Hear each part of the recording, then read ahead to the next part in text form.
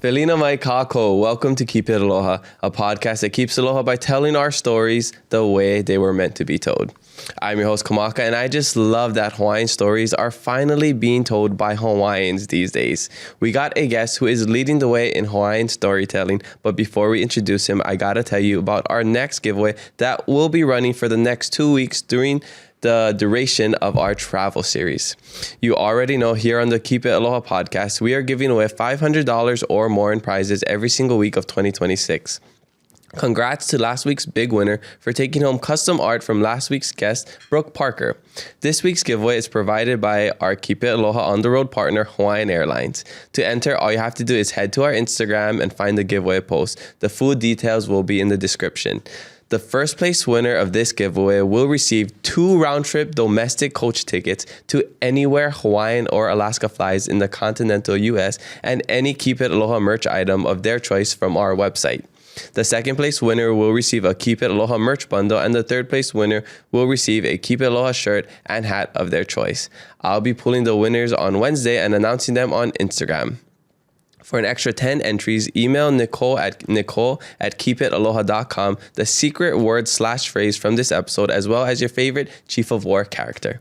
And as always, the prizes and entry instructions can change every week, so make sure you're following us and listening to the full episodes so you never miss a chance to win. Good luck and enjoy this episode. All right, let's introduce our guest. It's almost one of my favorite times of the year again. Merry Monarch season is here. I'm looking forward to heading home to Hilo next month, and I hope you are too. Even if you don't have tickets to the festival, it's not too late to holo holo to Hilo for the day and support local artisans at the Merry Monarch Hawaiian Arts and Crafts Fair. Hawaiian Airlines is making it easy with complimentary shuttles from the Hilo airport to shopping stops from 8 a.m. to 6 p.m. on Thursday, April 9th and Friday, April 10th in partnership with Big Island Candies and Waiakea. And if you're a Hawaii resident and Huaka'i Bai Hawaiian member, your quarterly Neighbor Island discount just dropped in your Atmos wallet. Now good for up to 6 guests. Perfect timing for a Hilo day trip. Our guest today is a Kanaka Maoli writer, filmmaker, and storyteller from Washington. He is a creator and showrunner of Chief of War, a series centered around the unification of the Hawaiian Islands and the stories of our kūpuna. Working alongside Jason Momoa and a Native Hawaiian-led team, this husband and father has helped bring one of the first large-scale productions rooted in Hawaiian history, language, and culture to an international audience. With years of experience in film and television, he has worked on multiple projects at the highest level, including Wrecking Crew, while continuing to advocate for authentic Native Hawaiian representation and ensuring that ʻike Hawaii, ʻōlelo Hawaii, and cultural protocol are honored on screen. I am so stoked to talk stories with him today. He is Paʻa Sibbett. Aloha, Paʻa. Welcome to the Keep It Aloha podcast. How you doing? Aloha, Kamaka. I'm good, man. Yeah. I'm happy you guys are here, actually. Oh, yes. The timing just worked out so perfectly. And thank you for driving far for me. You know, hour half is very far for me. Yeah, no. To you, it's like, it's easy. This worked out good because we talked before about getting together. And to be honest, like, I'm from Washington. I'm comfortable here. And it feels good that we can talk story about Hawaii stuff, whatever, but that, you know, that you get to experience a little bit where some of us are from. Yeah, and we're getting the true Washington, Seattle experience with all the rain and the gloomy weather. No, that's for sure. But you're also, you know, this is King Station. Right? So, like, this was great. I was really happy that, you know, Daniel Puck, you know, local boy. Yeah, shout out Daniel here at Totem. Sorry, that's where we're recording. Runs this place, and but it's just the historic part of Seattle. This is like, you know, old Seattle. It's like, so I don't know, man. I was much real history, happy to be able to say, we get to represent a little bit, like, you know, for you to be here, to see that there's a different flavor of Hawaiian here because of our connection with the native tribes and all the different cultural groups that come here. It's, you know, it's a melting pot, not like Hawaii, but a little different, but we got our own flavor. And so. Totally, yeah. Tastes like coffee, I think, over here, right? Coffee and rain. But yeah, shout out to Daniel. Kaneo Heboy went to Iolani. Yeah. We'll talk stories with him one day. We might got to come back to Seattle and do a part 2 of the Seattle series. But yeah, we're here at the Totem Star. It's in Seattle at King Station, which apparently is really historic, and I'm still learning more. But this is a music studio for youth from ages 12 to 24. You know, behind over here, there's a drum set. There's like a whole production studio, the little I don't know what they call it, command center over there. So a really cool place, and I really appreciate them for letting us come over here, and super stoked to talk stories with you because, you know, our connection is kind of random. I mean, I just connected with you maybe a year and a half ago. Right before Chief of War was coming out. But I'm actually connected to your brother, Kimo, who's going to be on the next episode. We're going to be talking to him after this. And we met in 2023 on this game show called We Are Family in Georgia. And I remember he's like, yeah, my brother is Pa. He's the one writing Chief of War. And I didn't really know. Like, I've heard whispers of it. This is before, like, it came out. And there was even, like, trailers and marketing for it. So... It's just kind of like oh yeah, we heard there's this show that's supposed to come out with Jason Momoa. So he told me, and then like years later it happened. So yeah, it happened. Yeah, it's cool that I'll get to talk with Kima. We'll talk more about that later. But this is all about you. So look, I'm actually really this is cool. But I'm still kind of in this place of like, you know, people don't really know who I am, or they're starting to get to know who I am. So you know, when I get a call to like come talk story, I'm like, who cares? Like, who's gonna want to hear from me, man? So this guy right here. Yeah. Cool. No, I'm super stoked to talk stories because you honestly, and your team, of course, it's a team effort, but you did something that has never been done. And like for, you know, a Native Hawaiian, somebody who grew up speaking Hawaiian, to see our language on one of the biggest platforms in the world was one of the coolest things that has ever happened to me in my lifetime. And I never thought it would happen in my lifetime. Coming from, you know, Puna Leo, and like, I think I saw an interview where you were saying like, you know, you had like no representation or like no role models in like as like Hawaiian or not necessarily Polynesian, I forget, but that's how I felt. You know, I had BJ Penn growing up in Hilo, like that was like the pinnacle of like talent and fame that you could get coming from Hawaii. So what you did is unbelievable, and I just want to get the whole backstory up until, you know, what you're doing now. So I want to start at the beginning. Where are you from? Where you grad? And what was it like growing up? Yeah, so no, I primarily tell people I'm from Washington because that's, you know, I was I think 5th grade when we moved here. I don't have much memory of anything else, and I love that history for me. Like just that my family is, you know, from Hawaii. My mom is from Nanakuli. My dad grew up on a cattle ranch in Idaho, but his mother is Hawaiian. The lines go through Maui. And but I always grew up on the continent. Like we couldn't afford to go back and forth to Hawaii. So not until, you know, much older. And so, but I always had this like identity crisis, you know, like I did know that I was different.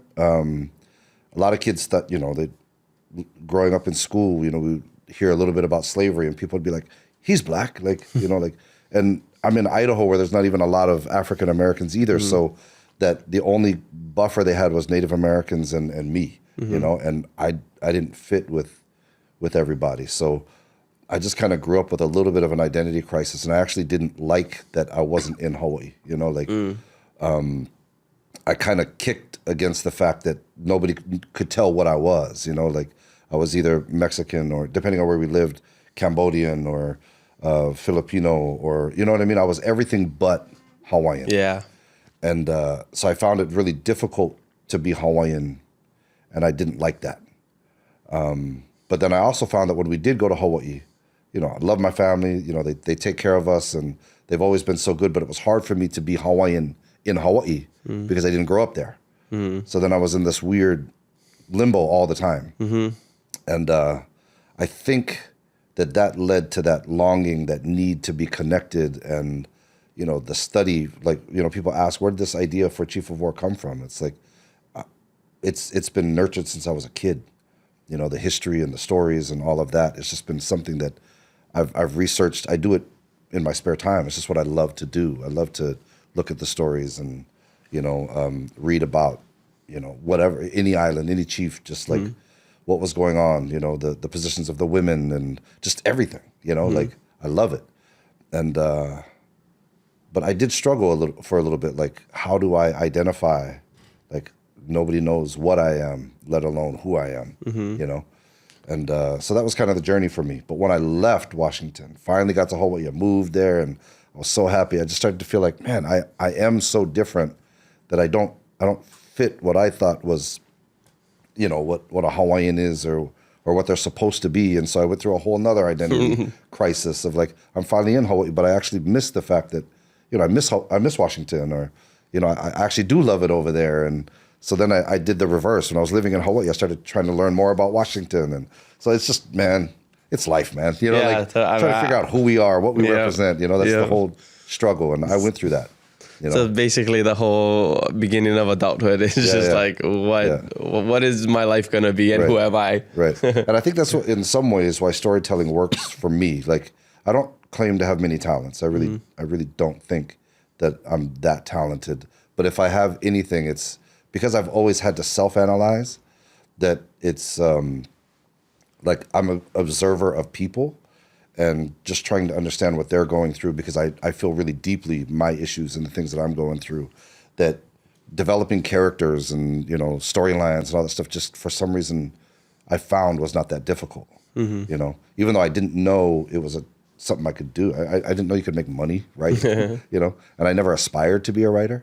I would write some things here and there, and I had little moments where somebody would let me know, like a teacher, or I think one of the first ones I was in college, and I was in English, and my English teacher just really took to some of the stuff that I was doing, and was like, "You should be an English teacher." And I was like, "What?" I was like, "That's weird. It has nothing to do. It didn't feel like had anything to do with me, you know." But some of the things that I would write and some of the things I would do, she was just like, "This is really interesting, different take, different point of view." And it didn't mean anything at the time, but it came back when I started thinking about actually writing. You know? So I'm curious about your family culture and your like household dynamics. Like, were you raised with Hawaiian culture, like with like Polynesian, I don't know, stories and stuff, or like what was your connection away from home? Well, you know, I think my dad went through a similar journey as me, being, you know, he's part Hawaiian, but grew up on a cattle ranch. Like my dad, like a legit cattle ranch. My father's from a really small town in Idaho that even people in Idaho have never heard of. Population was like 52 people. What? You know, he went to his kindergarten to 5th grade. He had the same teacher. And then from, you know, 6th to whatever, 8th grade was the husband. You know what I mean? Like it was just, he had 4 people in his class. And he grew up, it was about 120 acres, you know, full on cattle ranch. And so like, I think he kind of went through that identity thing too. He always, you know, researched Hawaii, family history. He was really into that. And so when he moved to Hawaii, that's where he met my mom. They met in college, and my mom is a Nanakuli girl, you know, and so she had that. Growing up with Hawaii, it's so present, it's so normal that maybe it's not even something that you pay much attention to. But my dad kind of grounded it, and, you know, that's sort of what built their connection, is that he loved it, longed for it. She had it in abundance, and, you know, like, so now it's kind of fresh to her now, like learning about all this stuff. And so my brothers were born in Hawaii. I wasn't, because they couldn't afford to stay. But my dad carried that over all the years. And so we grew up performing. My parents, my dad, his brother, his cousin, and then any local family that lived in the area, they built a dance troupe. You know, it was called Ohana. And so from the time we were 2 years old, we were on stage. And we were performing Hawaiian, Polynesian dances. And not that we were good, but it was just like, it was something, you know. And my dad was the one that instilled that storytelling quality. Like, every show we did was a story. It wasn't just like, let's do some numbers. It was like, he would talk, and like, he would bring people into this journey of Polynesia and, you know, all of that. And any really cool nugget that he had, he would throw in, and we just grew up with that. Wow. So you guys were performing over here in Washington? There's like some like luau's or like Hawaiian clubs, civic clubs? It was mostly like parties and you know, just like people that would want, you know, entertainment. When we started, obviously for the family, it was a learning experience, you know, like we legit had like classes. Dad would like have a stick, and like we'd be dancing, and he'd like whack us if we weren't doing good. If we did good, he'd give us raisins. I don't know why the hell we had. This is a symbol for raise. You get a raise, raisin. Yeah, he would give us raisins, and because we were actually pretty broke. I mean, we were dancing a lot at that time. Sometimes it would help pay rent. You know what I mean? But yeah, he would give us raisins instead of money or candy. We didn't really grow up with much candy. And yeah, but he kind of instilled that. And the storytelling quality, my dad's family, they're very much storytellers. You know, my grandmother's a wonderful storyteller, my dad's mom. And then, yeah, they just have really good, they're just good, you know, like country people, you know. And like I got an uncle that was like the sound manager for Dolly Parton, and, you know, like just a musician. And, you know, just all my uncles, my aunties, they're all just really engaging. And so we just grew up with it, you know, we just grew up with that. But like my dad, we in Washington, we had quite a bit of local families in the area. There's a good Hawaii community here. And so we would have Hawaii on Saturdays. Families would come over, and, you know, my dad, we'd be doing, you know, ipu making, or we'd do carving, or learn dances. And eventually, as we got older, you know, because a lot of Polynesian kids, you know, get caught up. A lot of the Islander kids, Pacific Islander kids, get caught up in gangs. And, you know, gangs were a big problem back then.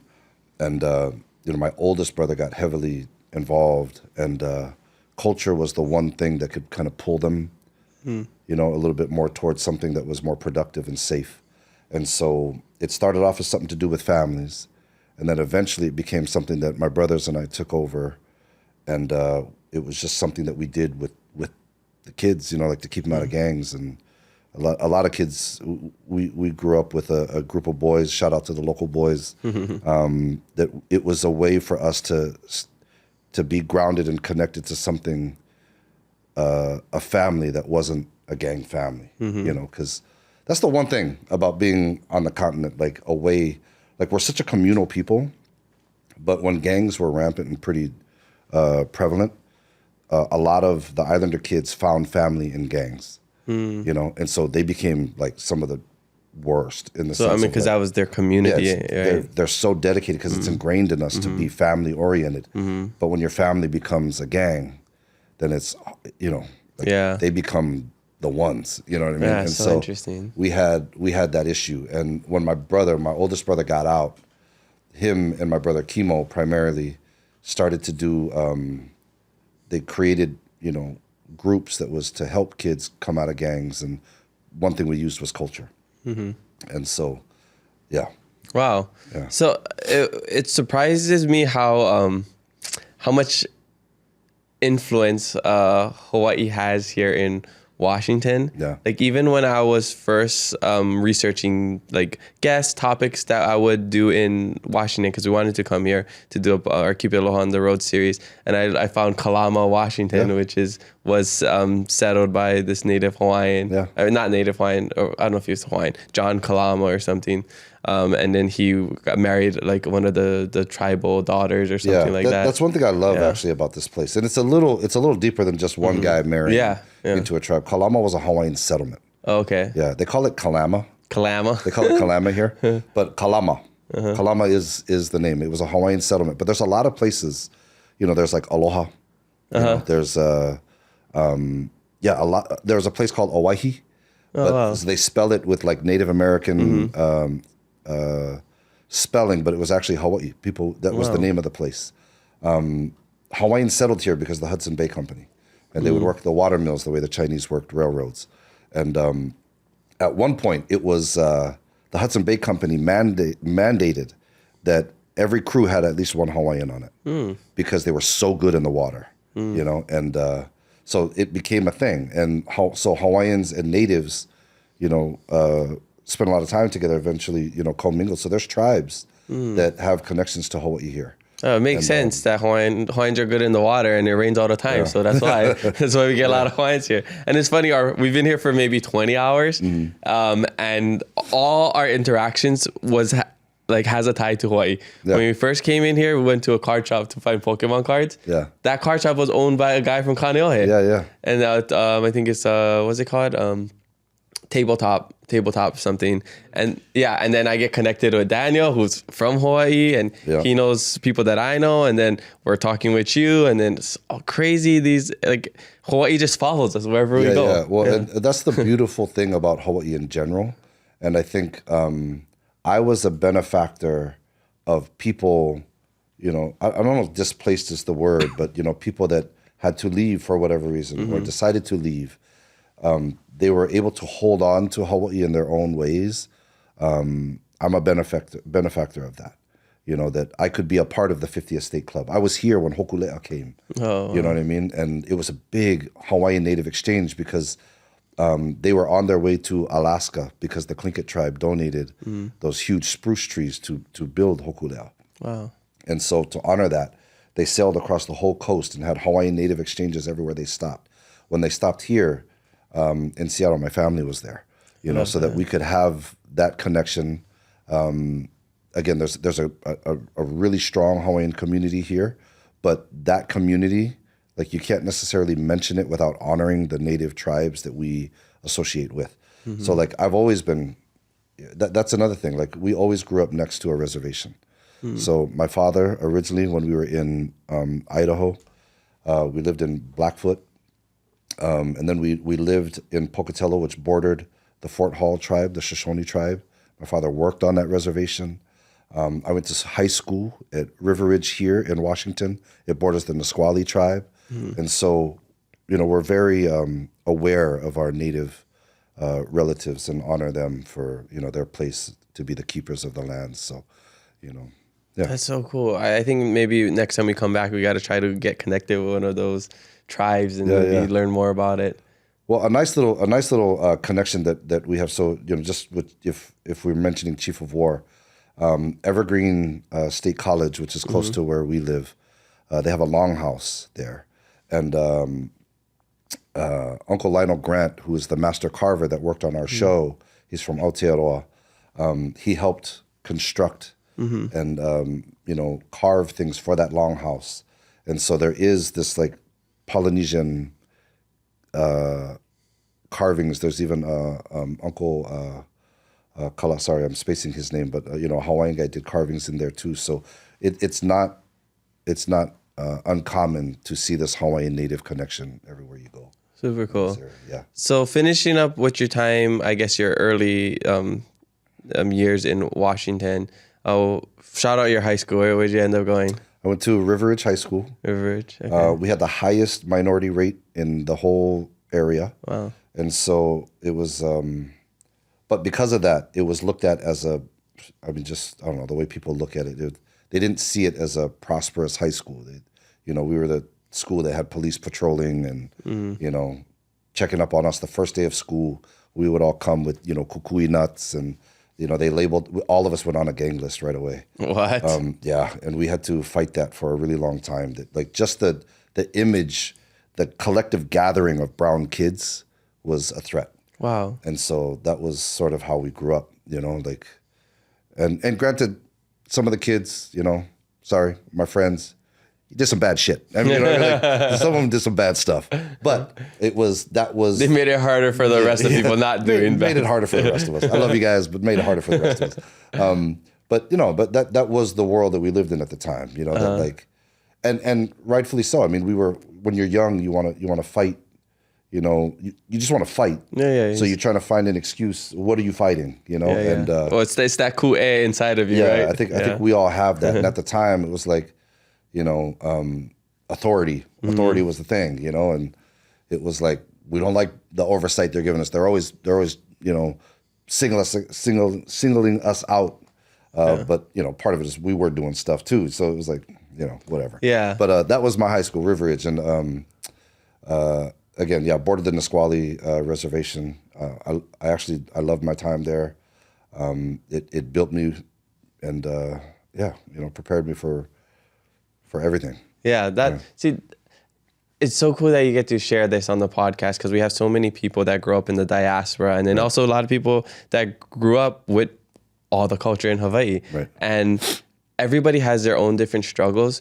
But I think from like what I've learned through my travels and talking with other people is like you can be Hawaiian anywhere, right, but it's not celebrated the way it is in Hawaii. Right. Like we have, you know, cultural gatherings. We have these like right, big events. Even in school where they don't teach Hawaiian as much as some other ones. You still have like a May Day or like right, you can still wear a lei to school on your birthday, and like you don't get like weird eyes, or you know, you can we have our Aloha shirts and stuff like that. Like if you do that outside, you know, you're questioned, and like you're talking about wearing kukui nut leis, and you guys getting I guess labeled as like gang members. Yeah, all got like literally we were put on a gang like we don't have that in Hawaii, and I think we have to like appreciate like. Yeah. Not all of us appreciate what we have in Hawaii. I didn't when I was young. I went to a Hawaiian immersion school and I didn't appreciate it. But like I never had to deal with the issues that you had, and I had my own identity crisis of like, oh, I don't look Hawaiian enough to feel like I can say I'm like a Hawaiian kid and whatever. I've always wanted more brown skin, or I was like, do I need to buy a lifted Yoda to fit in? You know, like that was our issues. Totally different than what you guys had. Yeah, we don't deal with that. And if anything. I know it's a little different in some areas where it's really heavily populated. Like there are some places that there's a lot of Samoans, or there's another place where there's a lot of Tongans. Maybe it's not quite the same, but for us, we just happen to be in an area where we're not really predominant anything, so we all came together. You know what I mean? And it actually was the best thing for my growing up, is to have that community of not just Hawaiians, but all Pacific Islanders that really supported and helped each other. And that was a big deal. And to this day, that's like the pride of my youth, is that we had that, you know? But I will say this, because you know, we're talking about high school, and for, you know, the experience of being Hawaiian in Hawaii. Let me explain something, and maybe this will help kind of see how we did things and how we do things here. So again, we were very involved in culture, but by on the outside, right? Because we're not in Hawaii. So we study, we learn, we look up things ourselves. We watched. I mean, my family would send us, you know, the Kamehameha School's song contest. They would send us Mary Monarch. They would send us. Literally, I had an auntie that would just record Hawaii Public Television on VHS and send it. We would just watch it.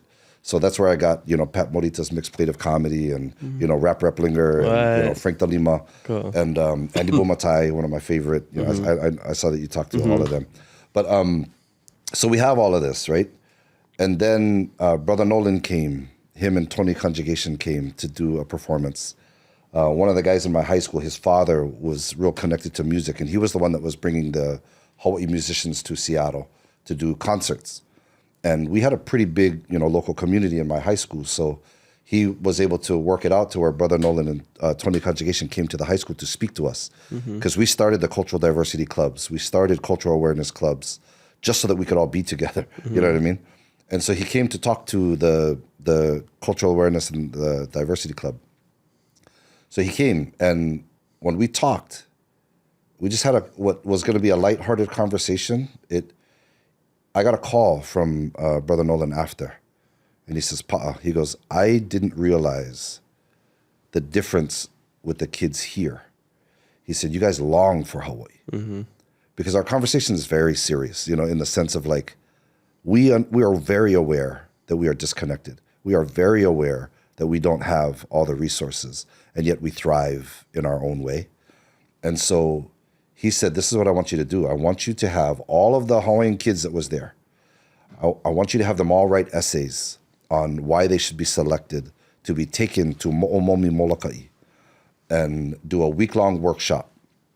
All Hawaiian, you'll only eat the food that you catch. We'll do Hawaiian protocols. We'll do all of this stuff at the fishing sanctuary at Mo'omomi. And so he says, and I'll select 5 or 6 of you. And so we did that. And it started the Moloka'i experience that he did way back then. It was Cynthia Yip came. She was, at the time, I think, Hawaii Public Broadcasting. They filmed it. They made it a little documentary, and it was shown in some of the schools. And I only know that because a couple years later, I met, you know, a guy at the mall. You could tell he was from Hawaii. You know what I mean? Like, you could just tell. Yeah. So we started talking story. We ended up being friends. And after we were hanging out for a while, he's sitting there, he's like, I know you. And I was like, yeah, we've been hanging out for a while. He's like, no. He goes, I can't put my finger on it, but I've seen you before. And come to find out, they played that documentary at the high school that he was from in Konowaiana. And he was like, I knew it. You're that guy that was, that was in this documentary. And, but that all spawns from how we are here. You know what I mean? Like, again, we're disconnected. We're well aware of that. We have trials and different things that we have to face that maybe people in Hawaii don't have to face. In order for us to be together, we're always facing that. Like, we used to have to hang out in garages and all of our friends, we'd play our music and everything with a shut garage and hang out all night, just like regular, the way local people hang out. Because if we were out in public, then police get called. You know what I mean? Like, that was what we grew up with. Yeah. And it's just because, like, color of the skin kind. Color of the skin, the threat, I guess, of unity.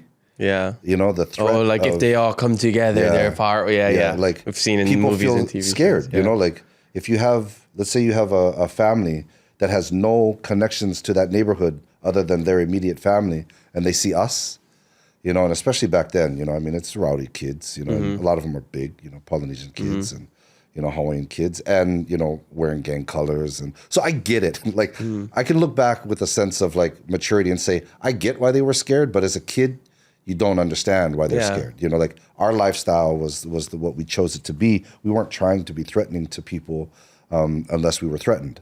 But the result of that was, harassment, constant oversight from outside our community and people judging us. And, that's another, Riveridge itself, that high school had a bad reputation, but that was just because we had the highest minority rate in the area. Wow. Yeah. I don't think, at least this is coming from my personal experience, like, I've never faced discrimination like that where I grew up or, in my community. And I'm sure it happens maybe towards some, like, I know Micronesians face a lot of discrimination. Right. We also make those Micronesian jokes growing up. Right.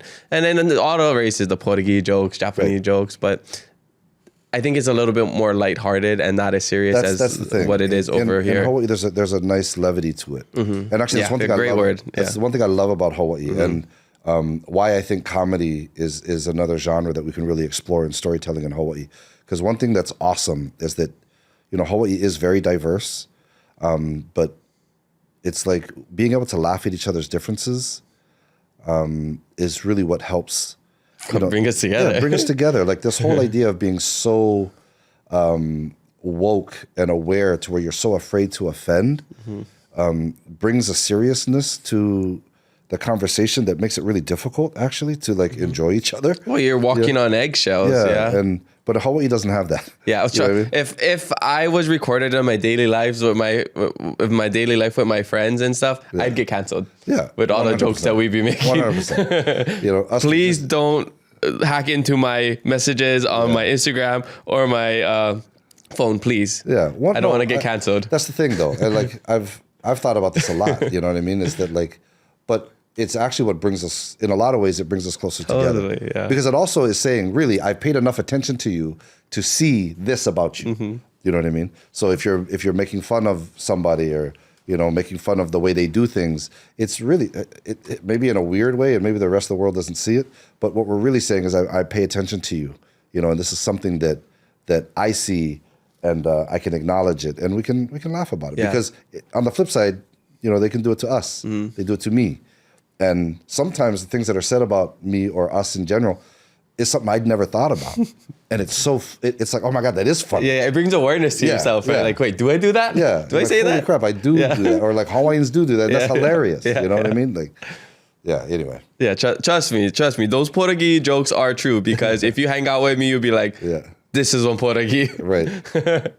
But, all right, so you graduated from over there. You came to Hawaii after graduating to go to college. Yeah. Did you go to BYU? I did. Okay, because I know you worked at the Polynesian Culture Center, and I know like 90% of the students there work at the Polynesian Culture Center. I was basically, I don't think I would have said it out loud then, but I was recreating the path of my father. You know what I mean? Because that's where he met my mom. Yeah. That's where I met my wife. Yeah. And they worked at the Polynesian Culture Center. I worked at the Polynesian Culture Center. Yeah. Like, I think because this is one thing I will say. I'm not as good as my father. I'm not. He's a wonderful man.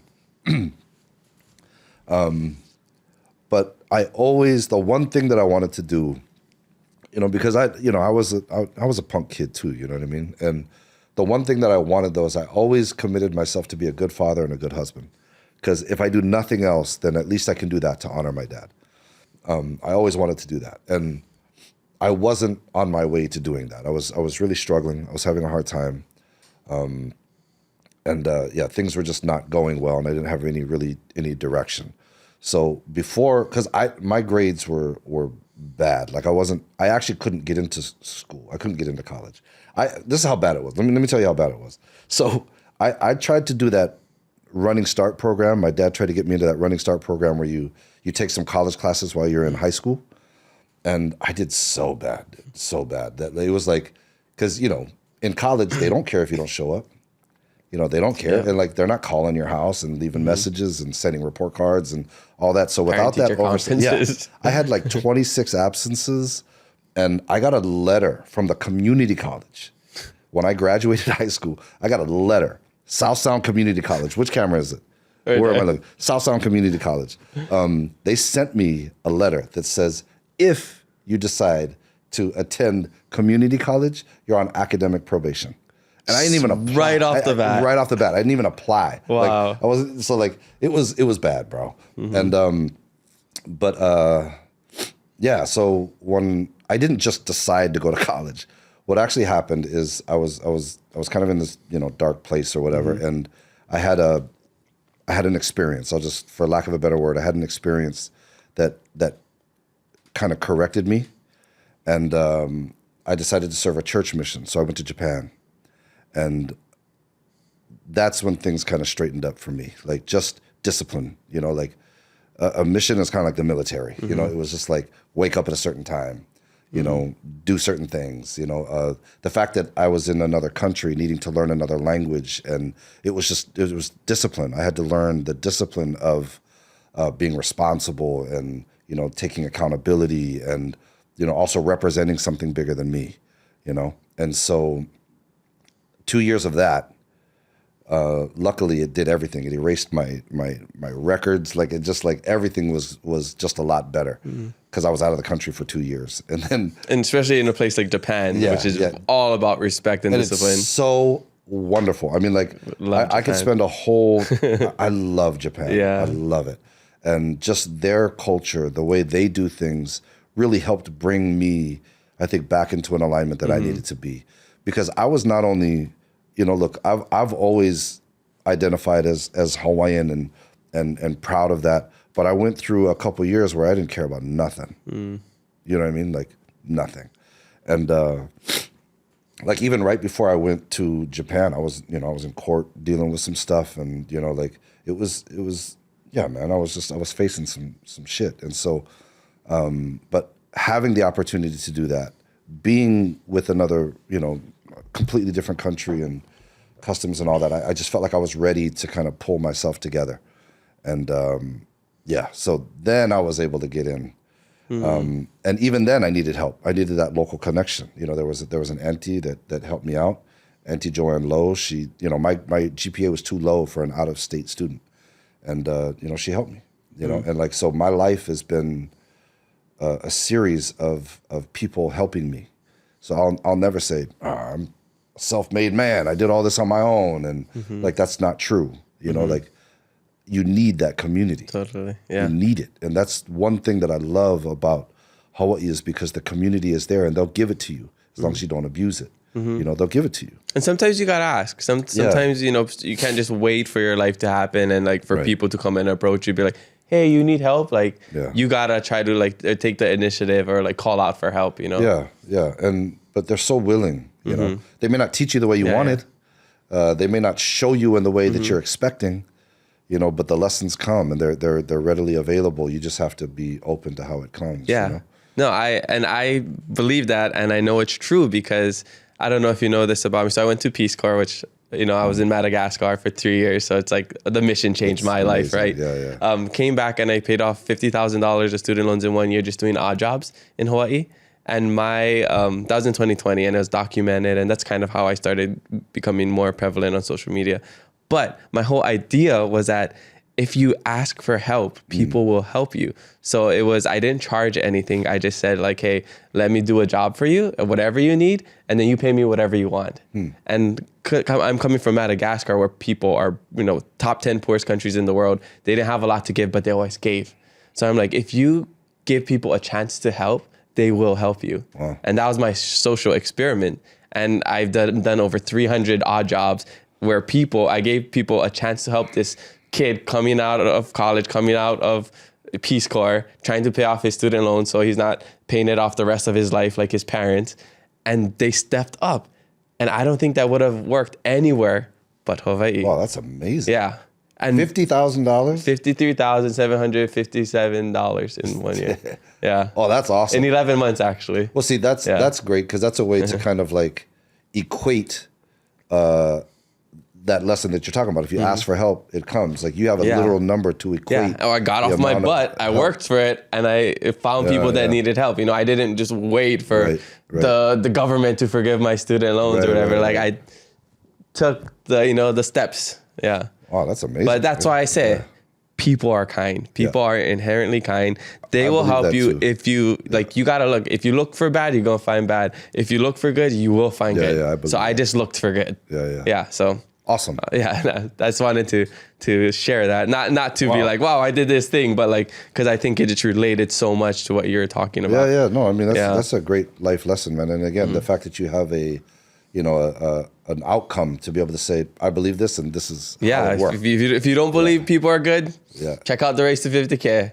I still gotta finish the book. That's amazing. But so you were over there, you're getting your life together. You were working at the Polynesian Cultural Center. Were you working at Kuwa too? I did. Yeah, because I thought I saw online that you worked at Kuwa. Yeah, and I did that because also I was really even though I got into school, doesn't mean it was easy. I struggled a bit, because I came back from Japan. I speak Japanese. I'm like, I'm gonna do international business or something, So but then I found that I just was not interested, and then I tried a few other things, was not interested. So I just was like, well, one thing that I do love and I've always loved, and I don't know what if I can do anything with it. I don't know if I have a future in it, but I went to Hawaiian studies, and that worked out. But it took me about 7 years to get a 4-year degree. You know what I mean? And so a part of it's because, I was finally on my own. My parents are like, when you leave the house, how much money do you think we're going to give you? I was like, oh, I don't know. They're like, nothing. How much support and assistance do you think we'll give you? Nothing. So I didn't have enough money to go to school, and I wasn't getting scholarships. So I had to take time off. I worked at Kuwa, which I absolutely loved. Kuwa, I have such a... We love, they're one of our sponsors. Man, we love Kuwa too. Mahalo. I love Kuwa. Yeah. That was also another thing. It was the first time that I got to really connect with Aina.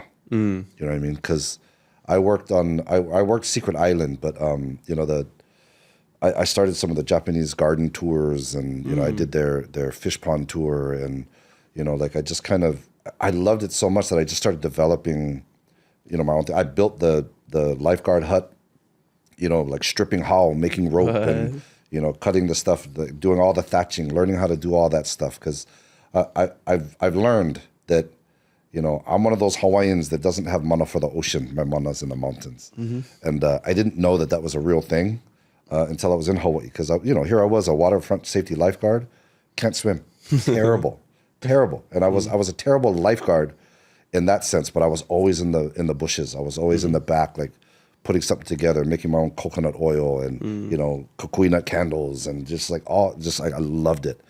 And I spent a lot of time, just getting my hands dirty, and it makes sense. Our family's aumakua, we were always told, was pueoli'i, the owl, and so it was just I just loved doing that. And Kuwa, I have a really, really warm place in my heart for that. Right on. Was Frank working there back then? Frank Among?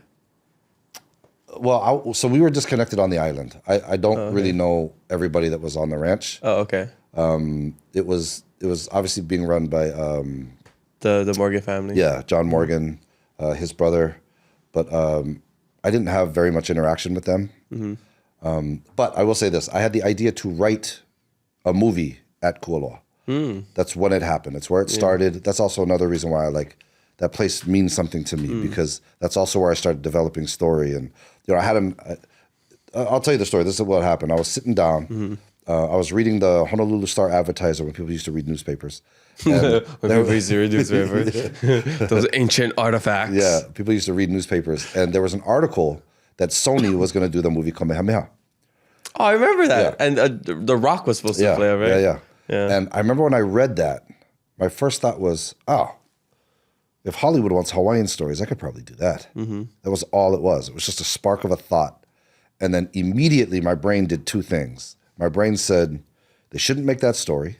And it had nothing to do with Dwayne, by the way. It had nothing to do with The Rock. It was just, I felt like Kamehameha is not a direct story about Kamehameha, just didn't feel right. I was like, they shouldn't do that movie. And the other thought was that I need to find one. And so I developed a story, which really in a lot of ways was Chief of War. It technically wasn't Ka'iana, but it was like my brain went into this. I really wanted to tell the story of Pi'ilani's sons, Kiha Pi'ilani and Lonoa Pi'ilani. And because I love the idea of a battle, inter island battle, and like, because I would think of movies, some of my favorites, you know, like even like Braveheart, you know, one of my favorite movies, but all of those movies that have to do with war in Europe or any other place, it's really just thousands of people that meet in the middle and they just fight. And I was like, on an island, you don't fight like that. You know what I mean? Like you have everything from you know, it's, or you'll have just like a naval battle, but in Hawaii, it's a naval battle. It takes place on the sands and the valleys and the, you know, on the mountains and, you know, just the whole terrain. You got to learn how to fight differently. Like, you know, they had boulder throwers because there was areas where, you know, the men, they trained with boulders. You had the slings, you know, with the ma'a, because in their area, they have the ma'a stones. And so that's what they do. The spear throwers come from a certain place, everything. And I just loved that idea of like an island having to figure itself out, coming together in order to fight an outside threat. And so I built this story, and I would talk about it every day with my coworkers, you know, cleaning the leaves or making rope or whatever. Like I would just talk the story through. And fortunately, the guys that I worked with wanted to hear more. And so it was just, that was just the thing. It was like, so what else happens? What would happen? And so I just developed this like story in my head. And, you know, when I left Kualoa, I remember leaving on the boat, and it was a movie moment for me. I'm like standing on the end of the boat, and I'm looking up at the mountains and back at the fish pond, Moli'i fish pond. And I remember going, one day I'll come back and I'm going to film a movie here. Love that. You manifested it. Yeah. And it happened. I remember the first time we filmed at Kualoa, I had that moment. And I just had it again, actually, because we're filming now. And it was the first time that I've actually filmed where I worked. Oh, so, nice. You know, I've filmed Chief of War, we filmed at Kualoa, but not on the beach side. Not in that area, you know, that whole fish pond. And on the project we're filming like right now, actually, is we went down to the fish pond. And I was standing there going, holy crap. Like where I parked my car, there was a plaque with my name on it, so I could park right there. I used to park there every day. Wow. You know what I mean? And so I came back, and I was just like, I remember when I saw my name on that plaque, I was like, I used to park here all the time. Oh, it's still there? No. It was for the movie. Oh, okay. Right? Oh, for the movie. So production put my name, so I had my own little parking stall for the movie. But when I parked, I was like, wow, I used to park here every day. Oh, wow. You know, now I have you know what I mean? Like I came back and I did what I said. You did it. Yeah.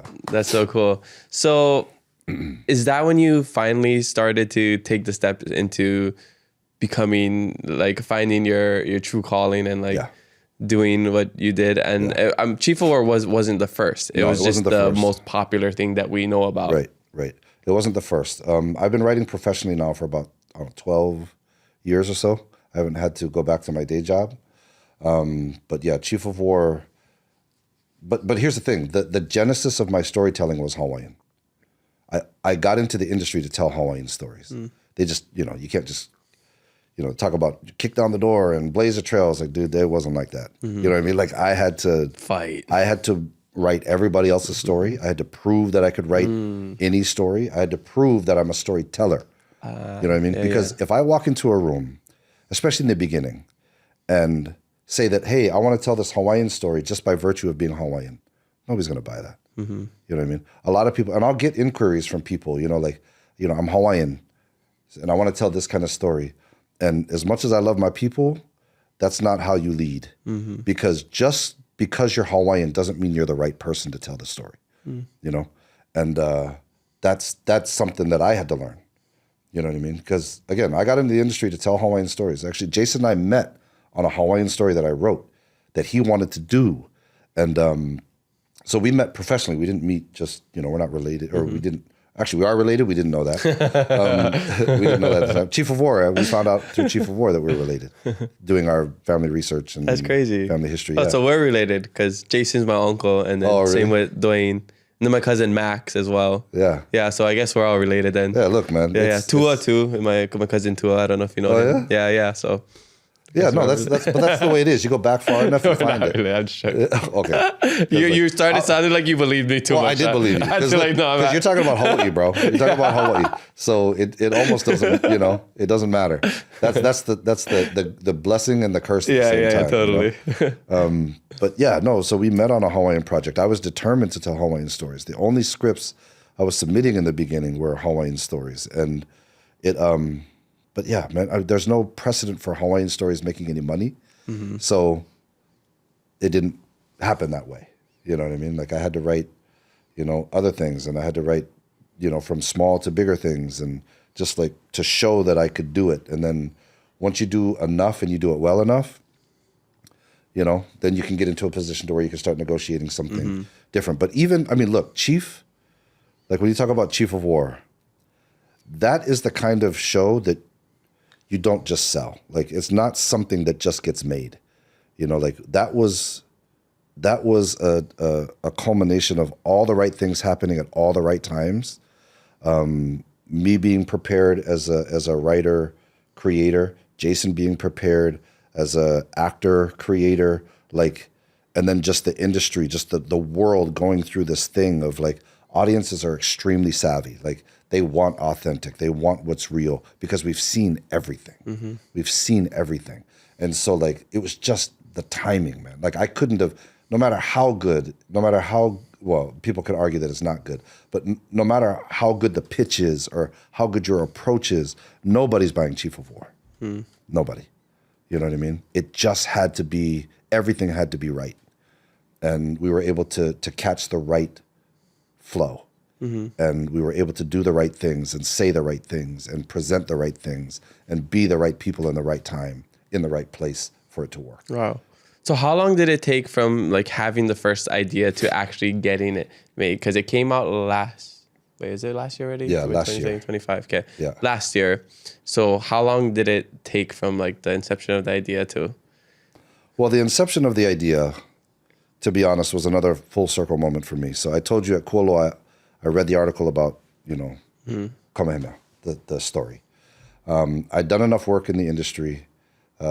Jason and I were making some headway, and I actually got a call saying, you should look at this Kamehameha script. And I was like, holy crap. Like, I was like, this is what got me started. Now I'm looking at the story, and I have to decide if I want to do it or not. And the writer in me really wanted to do it. The writer in me could have really used it too at the time, because I still wasn't, like people in the industry kind of talk about me a little bit, but nobody really knew who I was. You know what I mean? And I wasn't making a lot of money yet. I was making enough to sustain myself and my family, but so I really could have used that job. And it was Kamehameha. It was like, I'm Hawaiian, Jason's Hawaiian. Maybe we should do Kamehameha. And I thought about it, and I called Jason. I said, look, this is my feeling on this. If you are not 100% committed, if you are not Kamehameha, then we can't do this. Mm. And he was like, dude, I'm not Kamehameha. He just was like, dude, that's not me, And so we said no. And because the Hawaiian in me didn't want to do it. Because again, I told you, when I read that article, that first thought that hit me was, oh, if they want Hawaiian stories, I can do that, but not this story. Mm-hmm. And so we turned it down. And just to let it be whatever it was going to be without us, But then about 24 hours later, I just had the thought that, oh God, we could tell the story of unification just through a different character. Follow somebody else.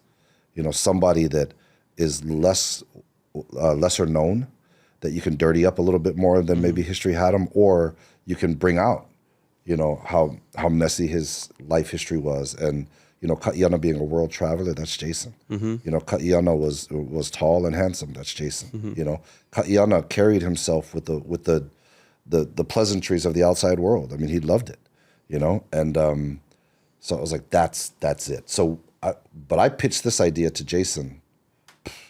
This was way before Aquaman. Oh, you know? really? Oh, yeah. So this is before because Jason's big breakout role was Aquaman, right? It was before Aquaman. Yeah. We've been working together. I don't remember when we first started, but it's, you know, we've been together for a good, you know. Wow. Yeah, and what were the biggest things you worked on before that?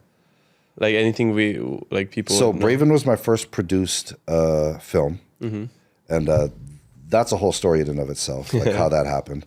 But Braven was my first produced film, and then another small movie called The Last Manhunt. And then I'm uncredited, although that's an issue with me and the Writers Guild, on a movie called Sweet Girl, which I rewrote everything. I got that movie greenlit. I wrote every draft until the final shooting draft, and I didn't get credit for that. Wow. Messed up. And then I've done a bunch of small stuff with Jason and them, you know, like commercials and all of that. Did some stuff for Carhartt and Harley Davidson and all that. Okay. But so that was mainly it before Chief. There might be some other things in there I'm not remembering, but yeah, before Chief. So Chief was also, like, before we could ever do that, I had to prove myself, right? I had to prove what I could do. Which is a good lesson that you share this. Yeah. For a good advice for No, 100%. I mean, I did write, well, I will say this. So the writing sample, so I have a writing sample that circles through town that that gets me recognition or gets me, you know, job or whatever, is I have a writing sample that goes around. What does that mean? I don't know what that is. So it's just it's a script that I wrote with the intentions to make, and one day I do want to make it. Okay. But it's a story about Rosa Parks.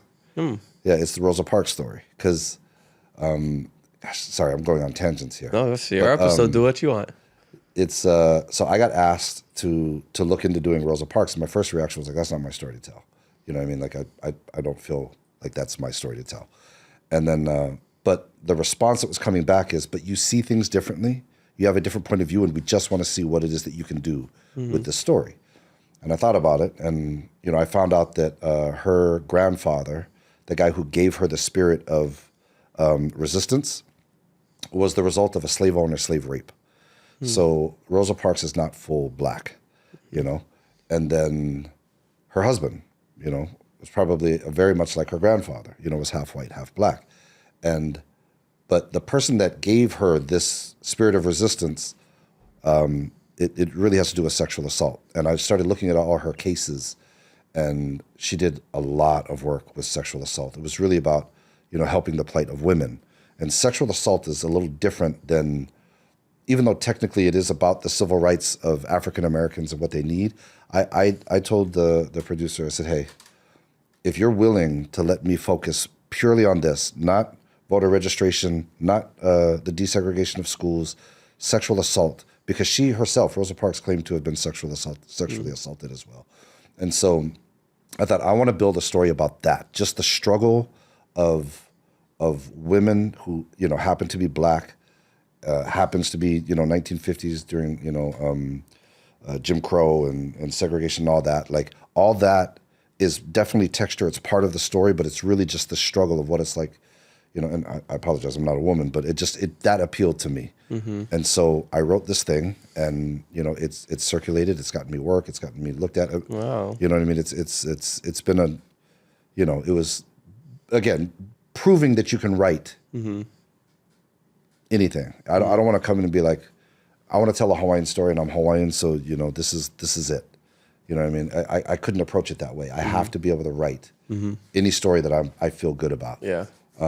Or even if I don't feel good about it, if someone else feels good about it, I need to be able to find my way in, but it has to be my way. If I'm not writing my way, then it doesn't work. It never works. You know? Well, because it doesn't become authentic anymore. Right. So, yeah, that's what it was, and that's how I was able to build sort of a career. And I built a career with non-Hawaiian stories, but I always input something. Yeah. Well, and you had, like, that's a my goal trip. in mind Yeah, too. It's yeah. like, I need to do what I need to do, so one day I can do what I want to do. Right. And that was years, man. That was years of that.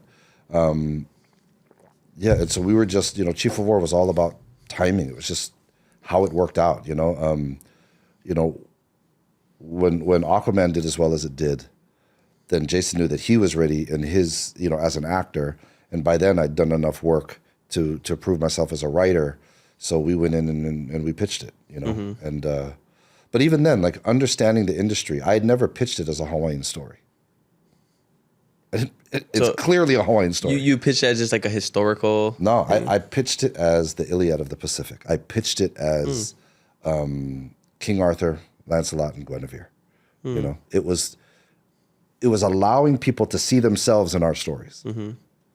It had to be that way because again, as much as people want to be, say they understand or that they want to tell authentic stories, they don't necessarily want to tell yours. You know what I mean? Because that's scary. Yeah. Right? They don't have control over your experience, right? Because it's money people, man. We're talking about people that put a lot of money into this.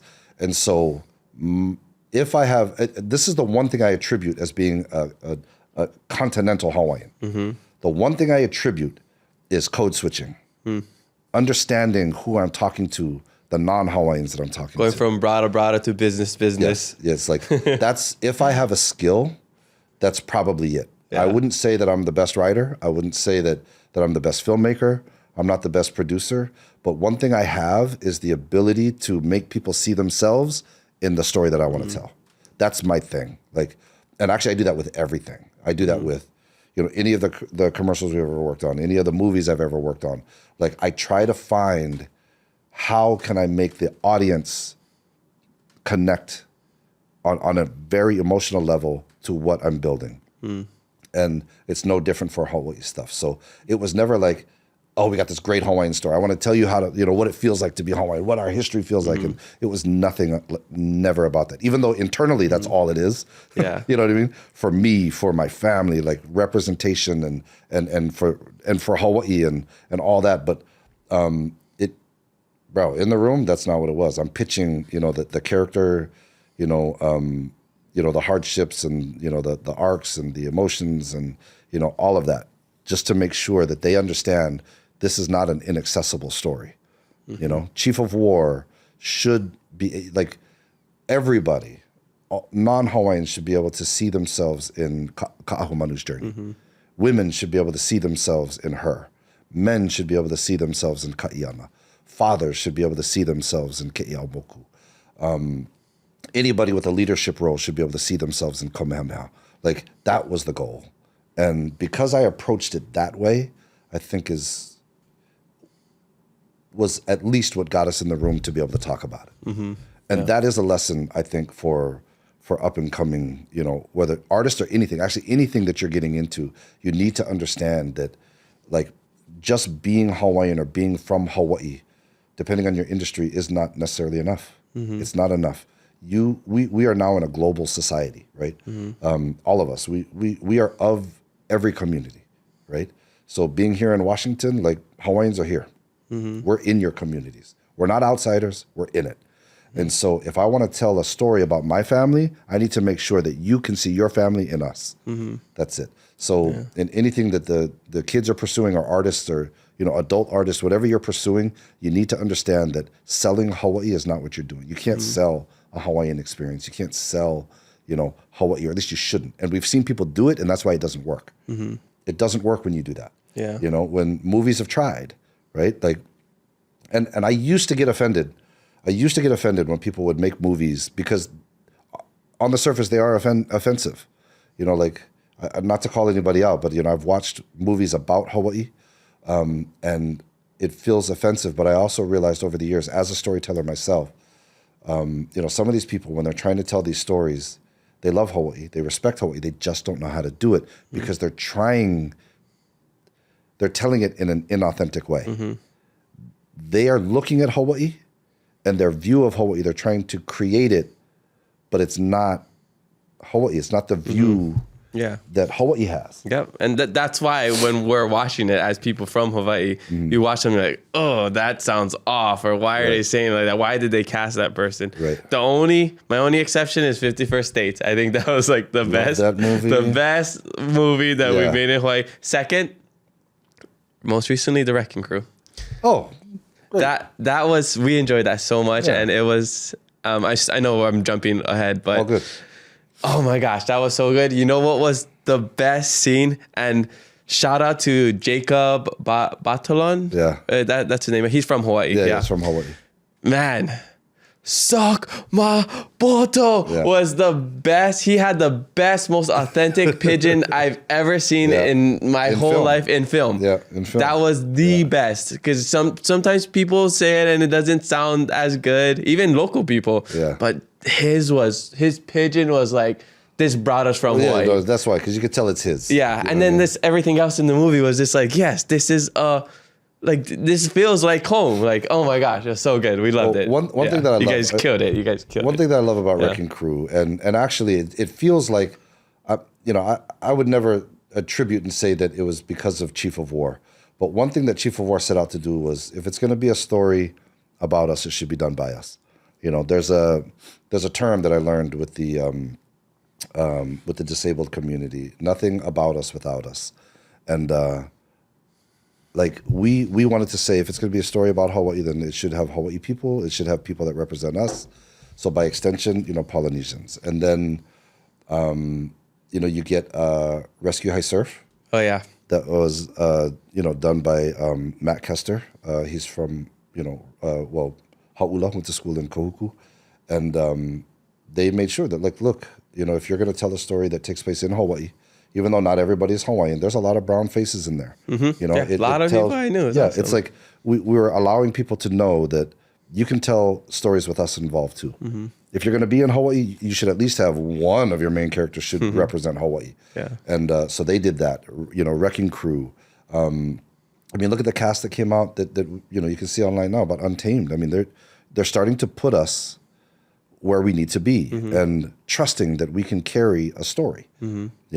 And so that's all. I mean, even if we do nothing but that, like, stop telling stories in Hawaii that don't have us involved at all. You know what I mean? Like, that's historically the way it's been. Yeah. I think maybe it was like it was all meant to be and happen at the right time, because when I'm listening to your story about how you had to do all these other things to get where you are, maybe you weren't ready then. Maybe like if you just tried to jump and ride the 20-foot wave as soon as you got into it, you would have just wiped out, right? Yeah, so even with me, like for this podcast, like I've never like really reached out to like the big people. Like, I've never tried to get Jason Momoa. I've pretty much got like 10 people around Jason Momoa on this podcast, almost like half the crew of Chief of War on this podcast. But I've never reached out. I never asked anybody to reach out. Same with like The Rock, is just because like, I don't want to use like, oh, I'm from Hawaii. Hey, come on this Hawaii podcast, do it for the people. Like, I need to make sure I'm a good podcaster first. Like I'm at the best of my game in communication and and like how I can connect, because like I feel like I'm still building it up, like I don't want to go to like the biggest meeting and I'm not prepared, like we're never gonna be prepared for things, but like I just feel like I'm hearing your story and how you're like, okay, you did all these things. I feel like I'm on the right path because like I'm not rushing it. I'm actually glad that you said that, because I feel the same way. It's like I want to earn my place in the room, and it takes that. You're holding yourself to a standard, and I would have never been able to do what I've done if I was looking for a hookup. You know what I mean? Like I would never have been able to do that. And you have to earn your place in the room. You have to. Yeah. And it depends. Also, every industry is different, but like in our industry, you can't do that. You know what I mean? And a matter of fact, there was a period where I couldn't tell if working with Jason was crippling me, because was I being seen as his friend that writes, or was I being taken seriously for what I was doing? Yeah. Yeah, you want to be known for your talent, not for your connection. Right, because it wasn't even about that. Jason and I were coming up together. Like Jason him and Brian Mendoza started Pride of Gypsies, and I was the third wheel. I was the one that came in, and they were just like, dude, like you're this piece that we need, you know. And then, but there were times where I wasn't being looked at as a necessity, as a piece that was necessary by other people, you know. I mean, a great example of this is when, you know, Jason was doing Aquaman and all that. Like, he tried to get me in the room for a long time, and you know, they just, you know, and I understand why, but like, and no shade to anybody, but like they weren't sure that I was going to be helpful, you know, because they got great writers, you know, they got great people who can create and all of that, and they've got their things figured out. But as things were progressing, Jason's like, dude, this, you know, we're not there yet, or like I need help, and so I would work with him, just me and him. Like, it's free work, man. We're just trying to make this character the best it can be, and do everything we can so that he can be, you know, successful, and then it helps all of us, you know. And but that's what it was. It finally got to the point to when that movie came out and it did so well. He finally called him up, and he called me up and he says, dude, like, I'm you know, every time I go in, they're just like, we don't need it. And he says, let's just write the story. Let's just write the story for Aquaman 2, and we'll show him what you can do. You know what I mean? We'll just show him. And so, yeah, I wrote like a 48-page treatment, the whole story, top to bottom. You know, who's the bad guys, who's this and who's that, what happens here, and turn that in. And they were like, oh, this is great. You know what I mean? Like, let's do that. You know? And so it was, you know, it's a lot of, I hope this generation understands that you are going to have to do a lot of things that maybe you don't necessarily want to do. You have to do a lot of free work. You got to do, because nobody's just going to give it to you. You know what I mean? You have to earn your place in the room, and however you need to do that, you know what I mean? It's part of the process. And if you can't do that, you'll fizzle out. No matter how talented you are, no matter how, like, you might be the perfect person, but if you don't have the right temperament, it may not work. You know what I mean? Like, I've said this for years that, you know, Chief, I'm very proud of the product, Chief of War, but I don't know if I was the best person to do it. I don't know if I was, you know, if I'm the best Hawaiian to tell that story. I don't know if I have the best background. I don't know. I didn't attend any of the prestigious halaus. I didn't go to Hawaiian immersion. I didn't have that background. You know what I mean? So I don't know if I'm the best person or was the best person to do it, but I was in the right place. I was in the position to do it. And so I had to put my insecurities aside, you know, as a Hawaiian to get it done, you know, because I do, look, man, I told you in the beginning, I've struggled with my place in Hawaii and as a Hawaiian, and, you know, where do I belong? Do I belong? You know, do I represent well? You know, like, I don't know, man. I don't know. I don't know if I represent well. I don't know if people like what I did, but I just knew that it had to start somewhere, you know? And if I could start it, whether it's good or not, you know, at least it is everything that I got. At least it's everything that I could give. And hopefully it worked. Hopefully it was enough for people to say, we're on the track now. It may not have been perfect, and, you know, people could have problems with it. And I welcome those conversations. I really do, because I could learn from it. But as an artist, as a creator, like, it's everything I could do, and it was my life's work in there. You know. Yeah. I mean, coming from, you know, our side, I think it was amazing, and, you know, like I said in the beginning, it was like something I never thought would happen in our lifetime, and even, you know, we talk about Jason taking a big risk, you know, it's a big risk what he did. And same with you, you know, like.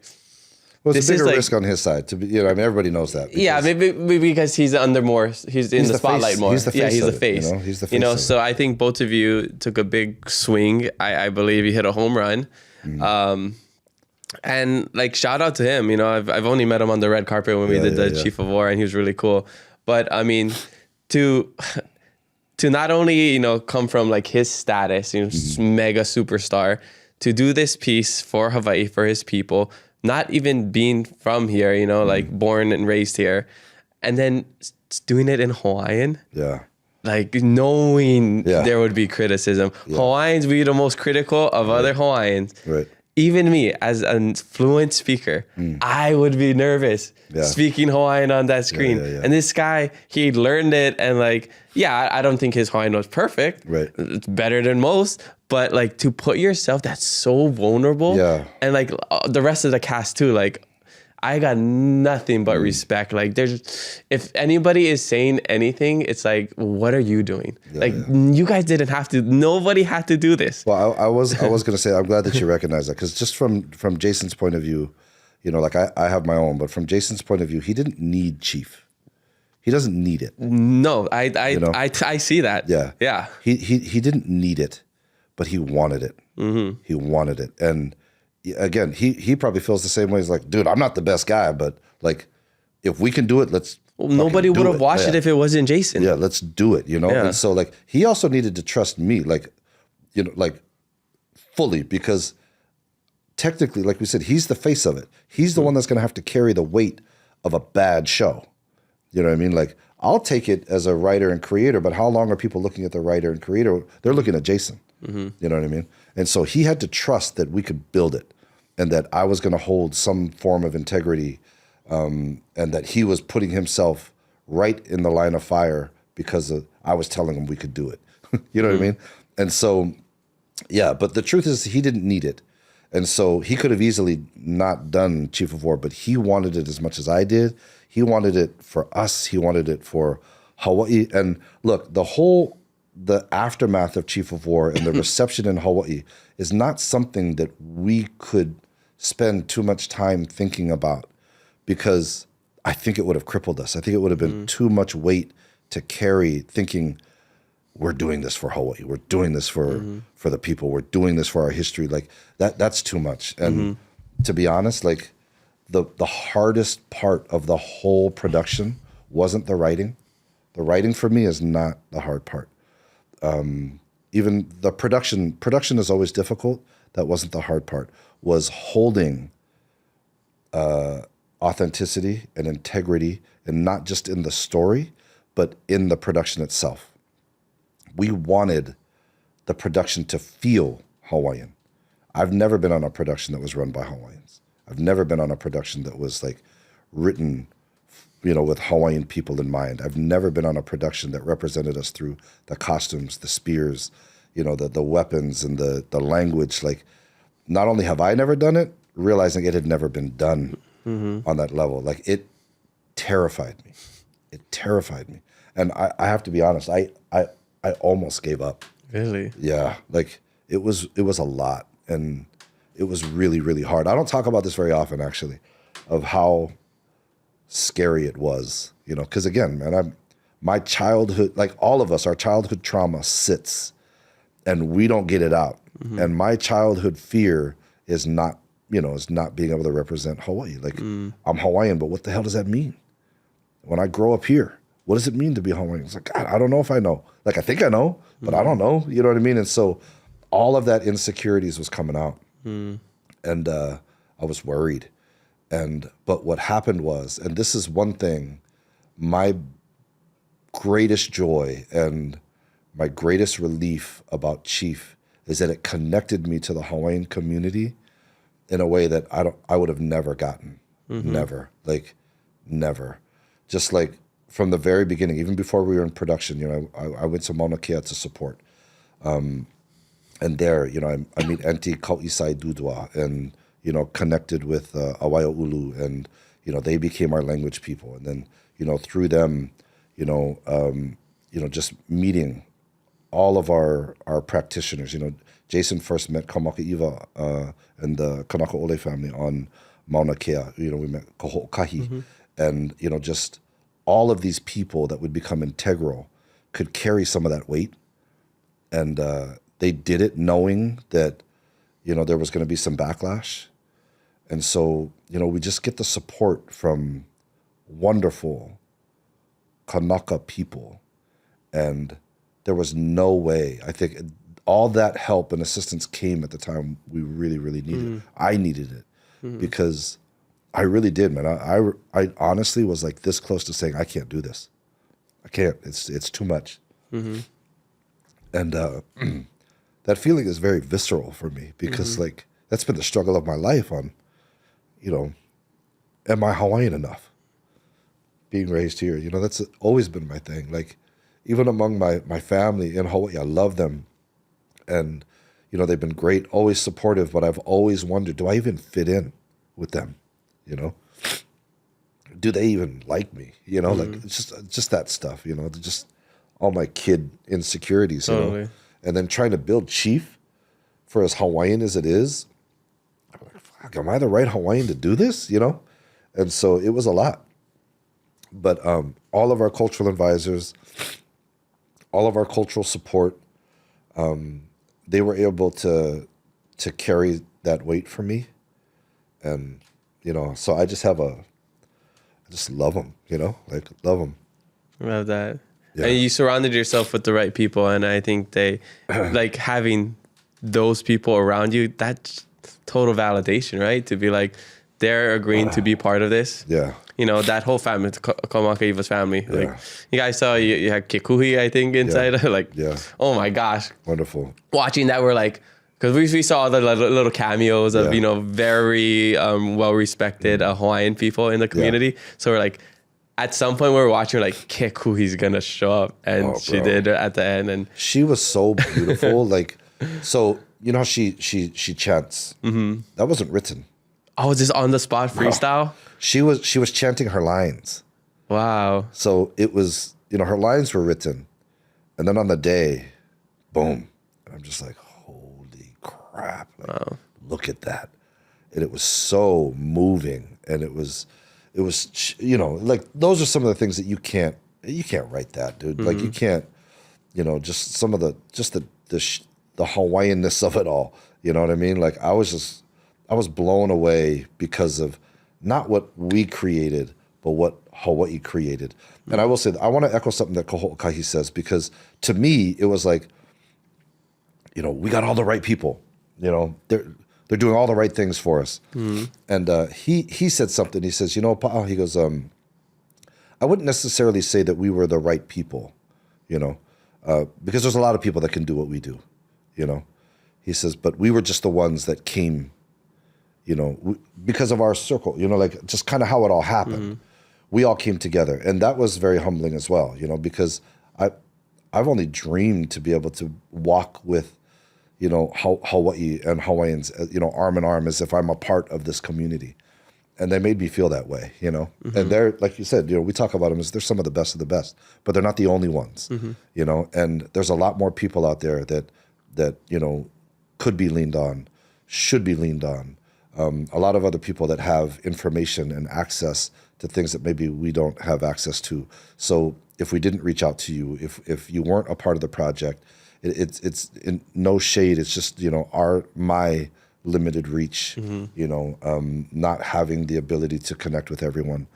And that's been very humbling, you know, to just like, but to finally feel like I'm, to a degree, a part of this community in a real way has been the best. Yeah. The best I'm part stoked of it. on it because I feel like you need to be part of this community and we need more of your talent. And now we're going to be seeing more of your projects and the things that you're doing. And it's like, you know, some people, like even Moses, like, you know, he's been around for a long time and he's finally getting the recognition that like, that he should be getting. You know, like he was a trailblazer for so many people coming up from Hawaii and nobody probably knew about him until like last year. Right. So I feel like the same with you guys, like people like you, Moses, a lot of other people that are probably like not known yet. Like there are people hustling in the background. 100%. Like Lil Wayne said, real G's move in silence like lasagna, you know? So like sometimes it just takes a little bit and then boom, you're like. Well, it was really about providing, you know, access for people like that. You know, because that is the one thing that we found. And this is a message I'd like to share. Look, like not everybody's interested in our industry, right? But Hawaii has so much talent, a lot of talent.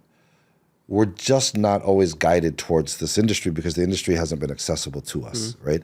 So if you know there's going to be a story about Hawaii that can represent Hawaii people, then we can do it. Like we have the ability to do that.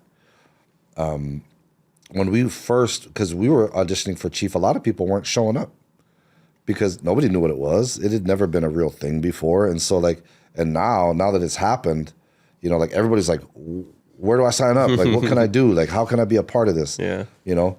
And I mean, but we saw it. I mean, look, you know, Ocean Kauivi, right?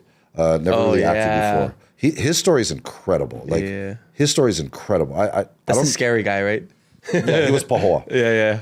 He's the one that hates Ka'iana in the first two episodes. Yeah. Oh, he was great. The reason why I like to tell his story is because he came in, we needed this. Like I wrote that character probably just probably a month before we started shooting. Like that character was, I just wrote him. Like, and we needed somebody. And when we found him, local casting sent him to us. Yeah, he was just like, he could speak Hawaiian. He looked amazing. He could act.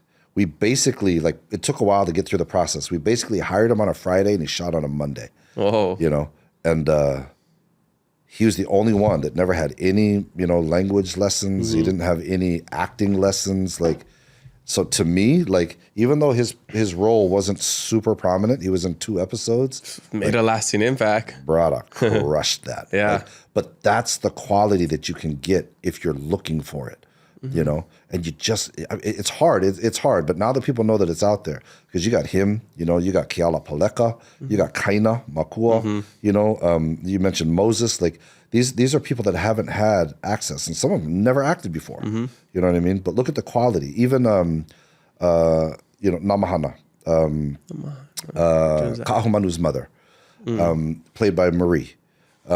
She'd never acted before, you know. But having the opportunity to audition, she did what I think, this is why I bring her up. The lesson for local people is, let's say you want to play on the varsity basketball team, but you've never played basketball before. You're not likely going to get on the team. Not likely.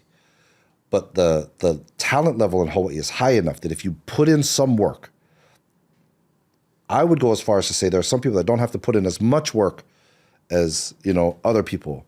But Marie took it upon herself. She said, well, you know what? I've never acted before. I want to audition. So what I'm going to do is I'm going to call, she hired 3 different acting coaches, right? To get 3 different perspectives. One of them was in London, in Europe somewhere.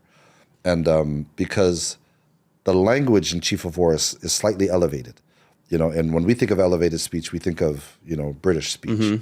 So one of them was from there. And she did all that, did a bunch of work, auditioned, worked her way all the way up and, you know, got to the last 2.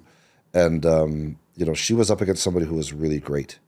And it really just came down to, you know, simple chemistry test. It came down to some other stuff. And, you know, Marie got the part. And it was only 1 episode. But, you know, you're playing Ka'ahumanu's mother. It's a prominent role.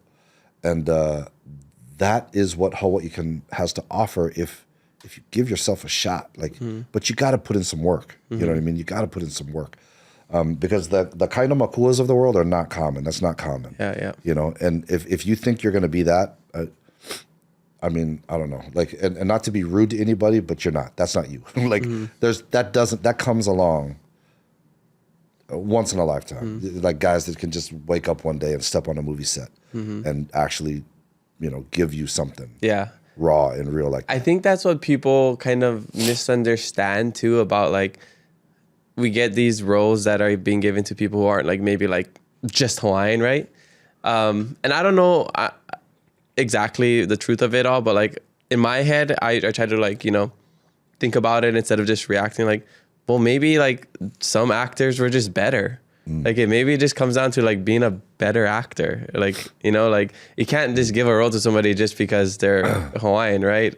Is that true? 100%. Okay, that's what I was thinking. That's why I never got mad. But also, this is one thing that I'll also say, like, because a lot of producers won't take the time to talk to you after you audition.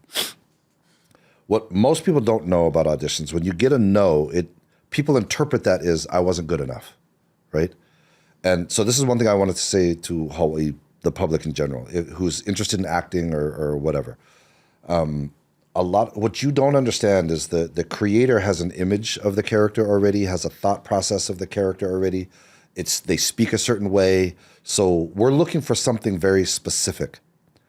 a lot of times people auditioned and I would call them after because, and most people don't normally do this, but I would call them because I wanted them to know, God, you were great. You were so good, but it's just not the right role for you. You know what I mean? And that's one thing I think that people don't understand. And I wish more people knew that, is that it's not always about your acting. It's not always about that. I feel bad. We give you the sides of a character. You don't know their whole story. You don't know what they're going through. You don't know what they're going to do. And we give you a really important scene, you know, that's supposed to represent all of this character arc. And yes, you don't know it all. And so you come in and, you know, we might be looking for something very specific and you just didn't perform that. Or it's usually you pick the person that is closest to that character in their everyday life. That's usually what happens. I mean, look, let's be honest. You watch Jason Momoa, he's Jason Momoa in every movie. You know, you watch Denzel Washington, he's Denzel Washington in every movie. You know what I mean? Like, so when it really comes to the acting, the closest portrayal of yourself you can give is your best shot. Is your best shot. Yeah. And that's why Kaina works. Yeah. Because Kaina is that guy. Lives and breathes it. He's that guy. Yeah. You know what I mean? And there's nothing he could do for that character that would be inauthentic. You know what I mean? Yeah. And so, and he was written even before we ever met Kaina. I pictured the way I wanted Kamehameha to be not betrayed. Yeah. What is the word? Portrayed. Yeah. I'm sure he was betrayed multiple times. Yeah. But the way I wanted him to be portrayed is I wanted to give him the heart of a farmer. Now, I'm not saying that's all he was, but in the introduction of the character, because understand, season 1's only the introduction of his character, is I wanted to portray him with the heart of a farmer because we have a lot of warriors. Like, we have a lot. And Kamehameha had this other side to him. Like, we know all of his favorite lo'i patches. We know his favorite kalo. Like, we know that's because he turned people to agriculture. So he had that in him, you know. And he had a period of his life where he was hesitant to lead. And so I wanted to capture that part and build on that. So he was built to feel like a farmer. And then Kaina comes in, a freaking kalo farmer. You know what I mean? It was you can't, dude. Like, nobody else was ready for that role. You know what I mean? So, but that's the way I created him. So, like, understanding, like, look, I understand people are like, dude, I want to see him go beast mode. It was like, yeah, I want him to go beast mode. But you got to understand the Chief of War story, like, even though it's condensing the chronology many years into a short time, for the sake of the movie, we're talking like, what, a month with these characters? Like, once Ka'iana gets back, you know, maybe a month of their life. So I'm only showing a month of his life. Like, so yes, he seems timid. You know, a lot of people, I think some people had a problem with that, that he was passive. You know what I mean? And I was like, dude, I'm not saying that he's passive. I'm saying he's passive right now. You know what I mean? You ever heard of Makahiki? Right. We're not at war every day of our lives. Right. And so I wanted, but yeah, that's the great thing about long form storytelling, or just storytelling in general. We can present, we can show certain aspects, certain periods of people's lives. Like, dude, you know, we get a chance to tell more. Gotta do it. Yeah. Yeah, we know where we're going. You know what I mean? So like, anyway. Okay. Right, I know we're going long, so let's take a quick shishi break and we'll be right back with social media questions. After 175 years, some people still think we're just a ranch. And we just farm all day. What they don't realize is we wear many hats. And that's just how we roll. You just might see some old friends. Or make some new ones.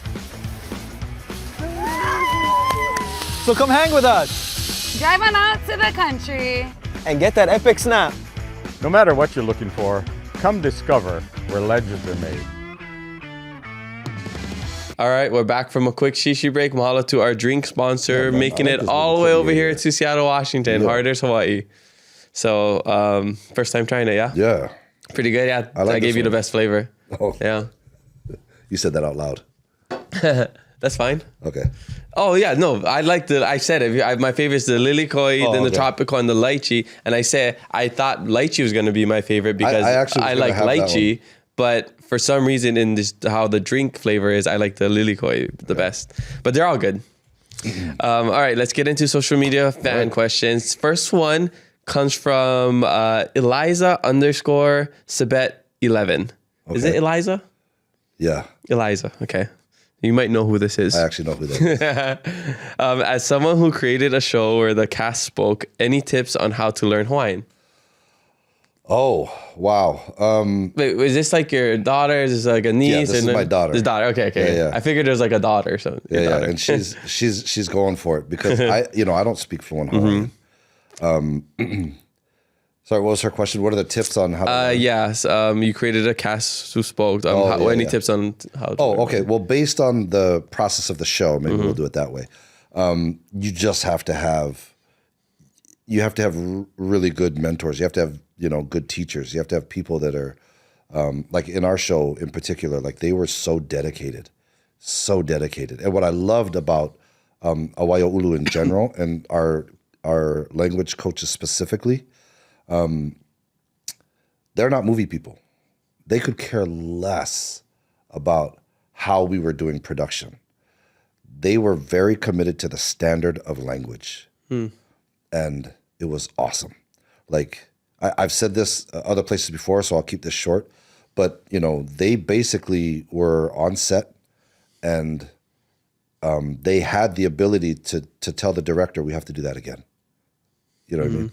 And it was like, no, that's not good. That's not right. It didn't work. That didn't sound right. It didn't, and the acting could be good. And, Jason was even at times where he was just like, can we get by with that? Like, are we good with that? And it's like, no, you do it again. He's like, yeah, but I mumble in real life. Like my character can mumble, you know what I mean? So it was just like, it was a struggle. They're like, no, do it again. You know what I mean? And so it was, cool. And let's be honest, for the show, they weren't learning Hawaiian. They were just delivering. Yeah. But as far as like in your everyday life, like what I found, because again, I'm not fluent, but I love Hawaiian and I try to learn it. What I do is I just have to say it. I have to say something out loud. I just have to say it over and over again. Matter of fact, when I was in college, I bought this menehune doll. And I was like, I'm only going to speak Hawaiian. So like I would come home and I would talk about my day. I would say what happened, but I would only my menehune only heard Hawaiian. Oh, that's cool. Yeah. So you gotta your mouth has to get to the sounds because it's Kaho'okai said something similar where just start with a phrase, just like say that same phrase over and over again, and go to the next one. That's actually what I do. Yeah. So like, my kids, if I'm teaching them anything, it's one thing I did learn when I had to learn Japanese is that learning a grammar structure. You know what I mean? So for example, like we could sit here and stew over how do I say this, how do I say that? But if you memorize a grammar structure, like I want to verb, So I asked my teacher, like, I want to say like, I want to eat. How do you say that? Make aui ai. It's like, okay, is it the same if I want to say I want to drink? Yeah, make aui inu. Okay, is it the same if I say I want to sleep? Yeah, make aui moi or moi, whatever. And so I was like, okay, then I know from now on, if I ever want to say something, I want to verb, then I just have to learn the verb because make au e, then the verb. Yeah. And so then the next day I would ask my teacher, hey, I want to say, can I eat? How do I say that? Hiki ia'u ke ai. Okay. Is it the same if I want to say, can I drink? Yeah, hiki ia'u ke inu. Yeah. Okay. So then it's just a grammar structure. So you're memorizing hiki ia'u ke. Then you just throw in a verb. Yeah. So that's something I learned when I learned Japanese, that it was learning a structure. Like in Japan, I want to know, how do I say I have to eat? There's tabe nakereba naranai. Okay. What? That sounds crazy. But then if I just learn how to take a different verb and do the same, nomi nakereba naranai. Ika nakereba naranai. Like now the structure never changes. It's just the verb. Just replacing yeah. So that's great. Yeah. That's one thing that I did. It was like, okay, how do you say in Hawaiian, I have to eat? Pono aui ai. Okay, is it the same? I always ask that. As long as it's the same, then I can always take that structure and just plug in a verb. Yeah. Yeah. That's cool because when I learned language, I almost saw it as math equations where you're basically just like X plus Y equals Z. That's how my brain does it. Yeah, exactly. So it's just like, quiero comer, quiero agua, quiero whatever, make, Malagasy, tia ku ranu, tia ku Sakafu. Like it's like exactly what you're saying. This is so great. Yeah, I love it. There's a lot of languages you just threw out there, but yeah, okay. And I never learned that in Duolingo yet. I'm still on watashi no. Kore wa haru's desu. Nice. Sore wa haru's desu. See, you got it. Sorera wa. Okay. Next one, it comes from Noelani_lum. This person says, Aloha from Virginia. What were the biggest challenges you faced in writing the script for Kau? That's a tricky question because I'm going to say this. I don't mean to say this to sound any which way, but I wrote, as far as the writing is actually not difficult for me, just because I've done it for so much. And I'll share this quick thing. So after writing the pilot, and we got basically a verbal order for a series. I got off the phone with Apple. They said, "Hey, give us 4 months. We'll hire a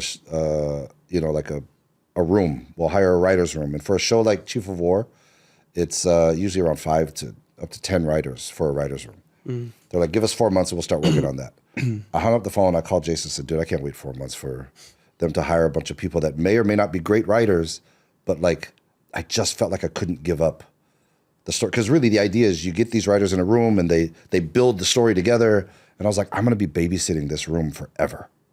You know what I mean? Like, I don't want to babysit a writer's room to try to get them to even catch up with all of these years of research and all of these stories and all the names. And I was just like, I can't do that. So in 4 months, I just wrote all the episodes. I just wrote them all. Now, granted, back then it was an 8-episode show, and it wasn't the same. Like we changed the structure 5 weeks before we started shooting. So I basically had to rewrite 3 episodes in 5 weeks right before we shot. But at that moment, for the characters, for the overall story, for everything, I just wrote it in 4 months because I never wanted to be the reason that things slowed down. So we didn't have a writer's room on the show. Oh, at all? It was me. Nah, no need. It was me, Jason Momoa as writing partner, and Doug Jung, who you introduced me as the showrunner of the show, and that's fine. But Doug Jung was the showrunner of the show. I was the creator, executive producer, and the head writer of the show. But it was just the 3 of us. So the only other person who was allowed to touch the scripts was Doug. Oh wow! You know, and he was awesome. Shout out Doug. I love Doug Jung. I really appreciate him. He was great. But when he came in, so that was the first thing. When we hired Doug, the first thing I did is I just gave him all 8 episodes and said, dive into that, and now let's talk. And so we spent because it was also COVID, which was to a degree, which was a terrible time, but it was fortunate for the show that we just sat for a few months and talked every day. He was getting caught up on the history, the stories, and the characters. And so, you know, he's a really good structuralist and story person. And so we had a lot of fun. But yeah, we didn't have a writer's room. We just had a showrunner, me and Jason, and yeah. So anything we discussed, anything we did, I just pumped it out.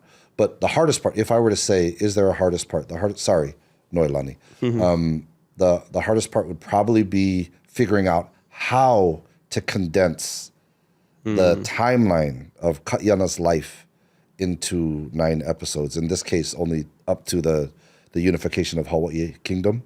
That was the hardest thing. How do I do that? Obviously, I'm jumping through the chronology. Those choices were made because, one, I want to retain as much history as I can, but also being true to the characters as much as I can, but also telling the stories I think would be the best cinematically. You know what I mean? So that's why there's a little bit of a jump in things, because it's like, oh, I want to tell this, I want to showcase this, but it didn't happen here, but I think it's great for the story, and it elevates the character arc, stuff like that. The hardest was probably figuring all that out, but the actual writing itself, I mean, did all that in a relatively short amount of time. I can't even imagine. I do an Instagram post and you can put up to 20 pictures in a carousel and I can't even decide on that. But I can't do that kind of stuff. You know, titles I'm really bad at. Log lines where you try to condense the story in like 2 or 3 sentences is very difficult for me. Outlines are difficult for me. So here's a writer's trick I do, because I try to write fast. if a studio or somebody asks for an outline, what I do is I write the script and then I make an outline off of the script. It's like instead of writing an outline and then trying to make a script match the outline, it's easier for me to just go boom, write the script, and then say, okay, I read the script. I'm like, okay, here's the outline. Boom, boom, boom. So when I turn that in, there's no question that I did what was in the outline. Yeah. I usually write the script first. How is AI affecting everything with like increasing the speed of stuff? I know people are afraid it'll take away like the creativity, even in music. You know, there's AI songs now. But I know of like, I think it was like a Stranger Things. I think people saw like they were using like ChatGPT or something. Really? There's like a documentary and then somebody like, you know, people spot the tiniest things and they had a tab open for like ChatGPT. And that's why like the last episode was really bad or something. But well, I will say this. I'm the wrong person to ask that question to because I'm historically horrible at technology. So I don't use AI, not as an arrogant position, not as a, it's just because it scares the hell out of me. I wouldn't know how to. So you never. I don't use AI. But at some point you might? I don't know. Maybe if I learn how to do it. Yeah, because at some point I think we all will be using it, just like how the internet came out. But I'm definitely a dinosaur. And I'm not kidding. Like I'm like I don't even mean that to try to sound, you know, whatever. But it is an issue. Like I got my young, you know, my kids, my nephews trying to like talk about it and like, you know, like what you never use it? Try this or try that. And like it's just I've always had an issue with technology, always. So like I have a computer. I use it every single day.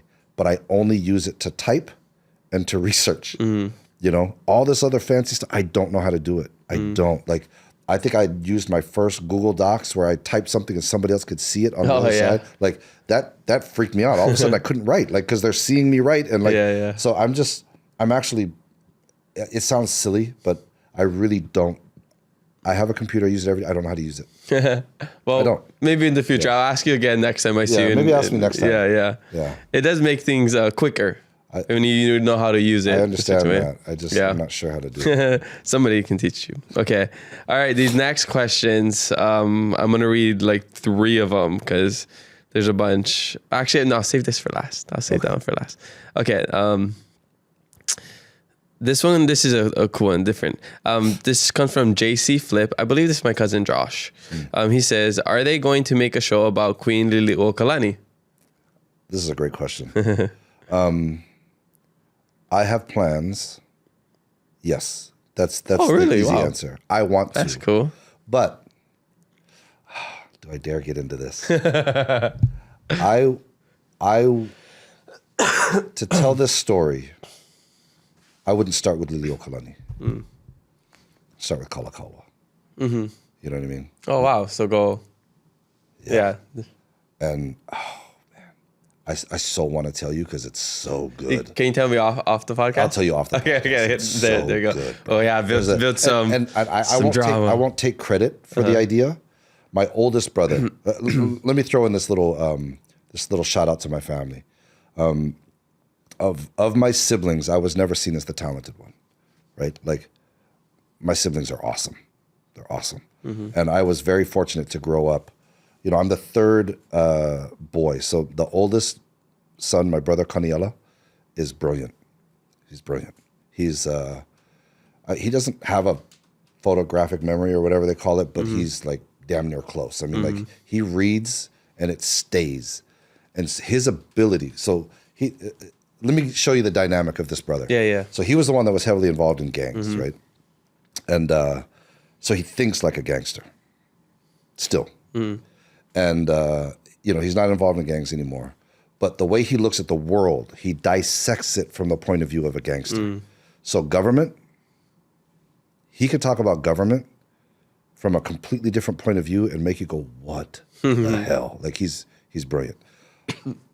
He came up with this whole theory, idea, concept using all real history, all actual events about Kalakaua, and it blew my mind. It's so good. So good. So that's my oldest brother. My next brother is Kipano, who you'll get a chance to talk to. Yeah. Coming up next episode. Yeah. I've always been his, I think I'm his biggest fan because, you know, I was telling you, but like, so in the 90s and in our location where we were at, it was like you were either gonna, and being brown or whatever, targeted, strong, whatever, then it was either gangs or sports.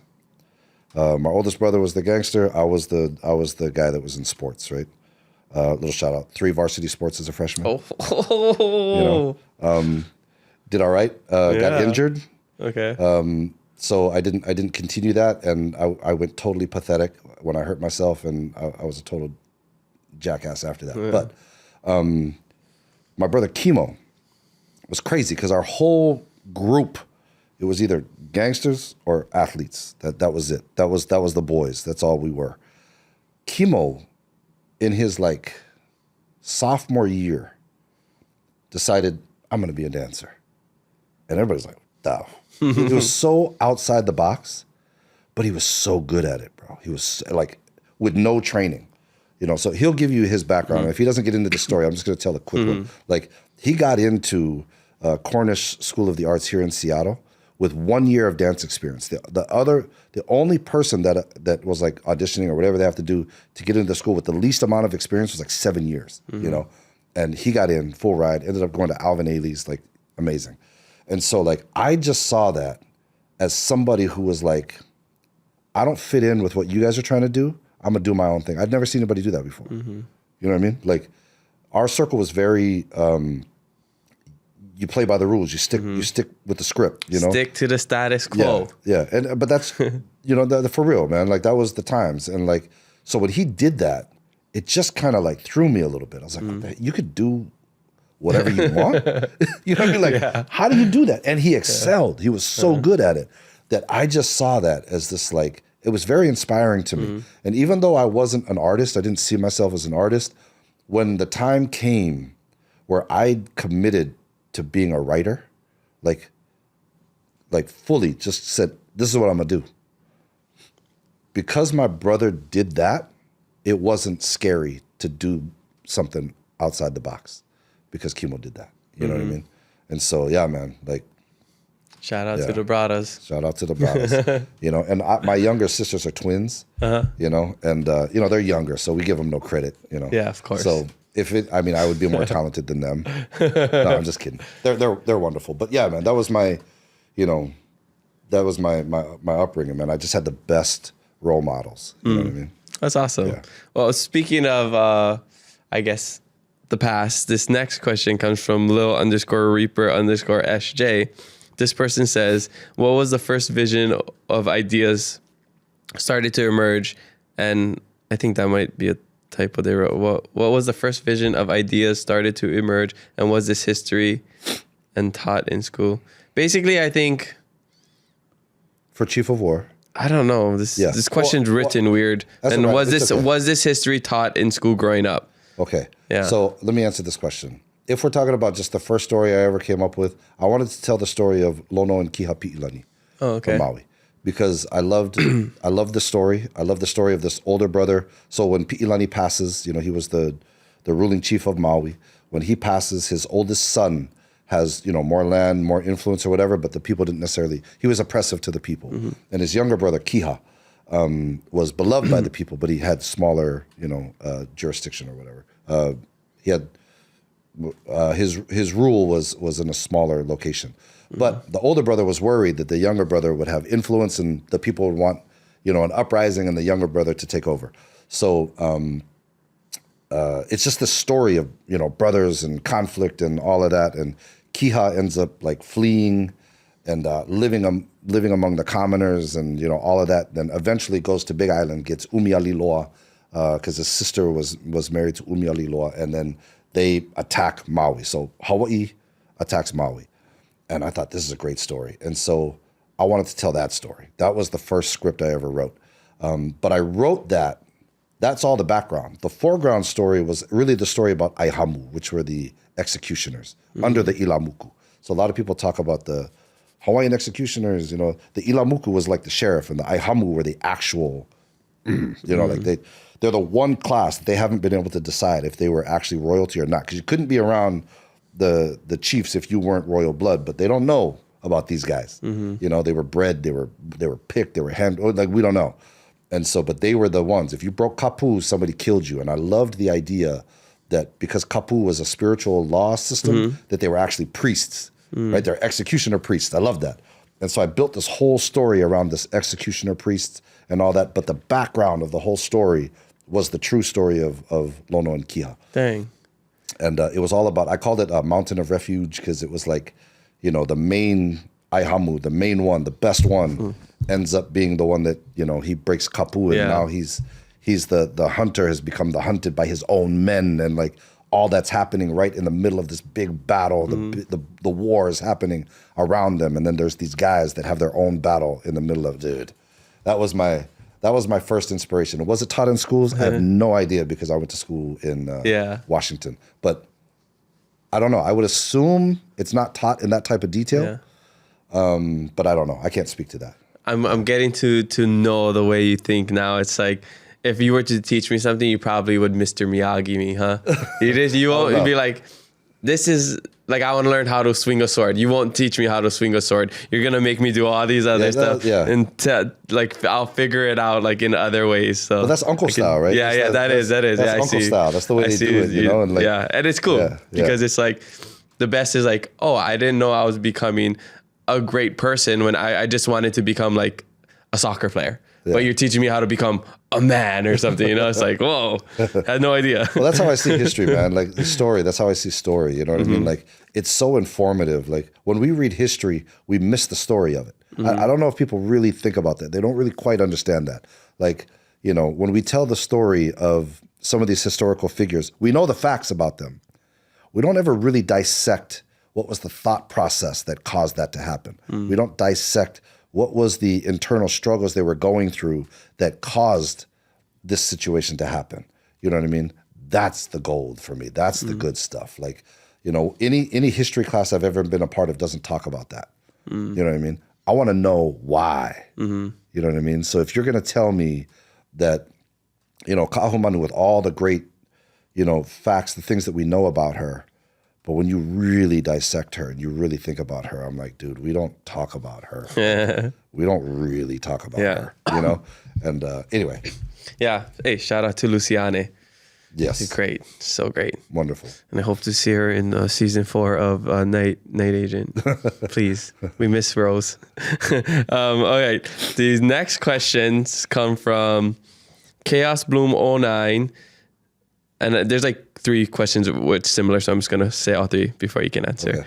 Okay. This person says, when are we getting season 2 of Chief of War? Brilliant show, waiting for the renewal. Lil_nods_hi says, are we having season 2 of Cow? That show was a masterpiece. We need more heart eyes emoji. Aloha from France.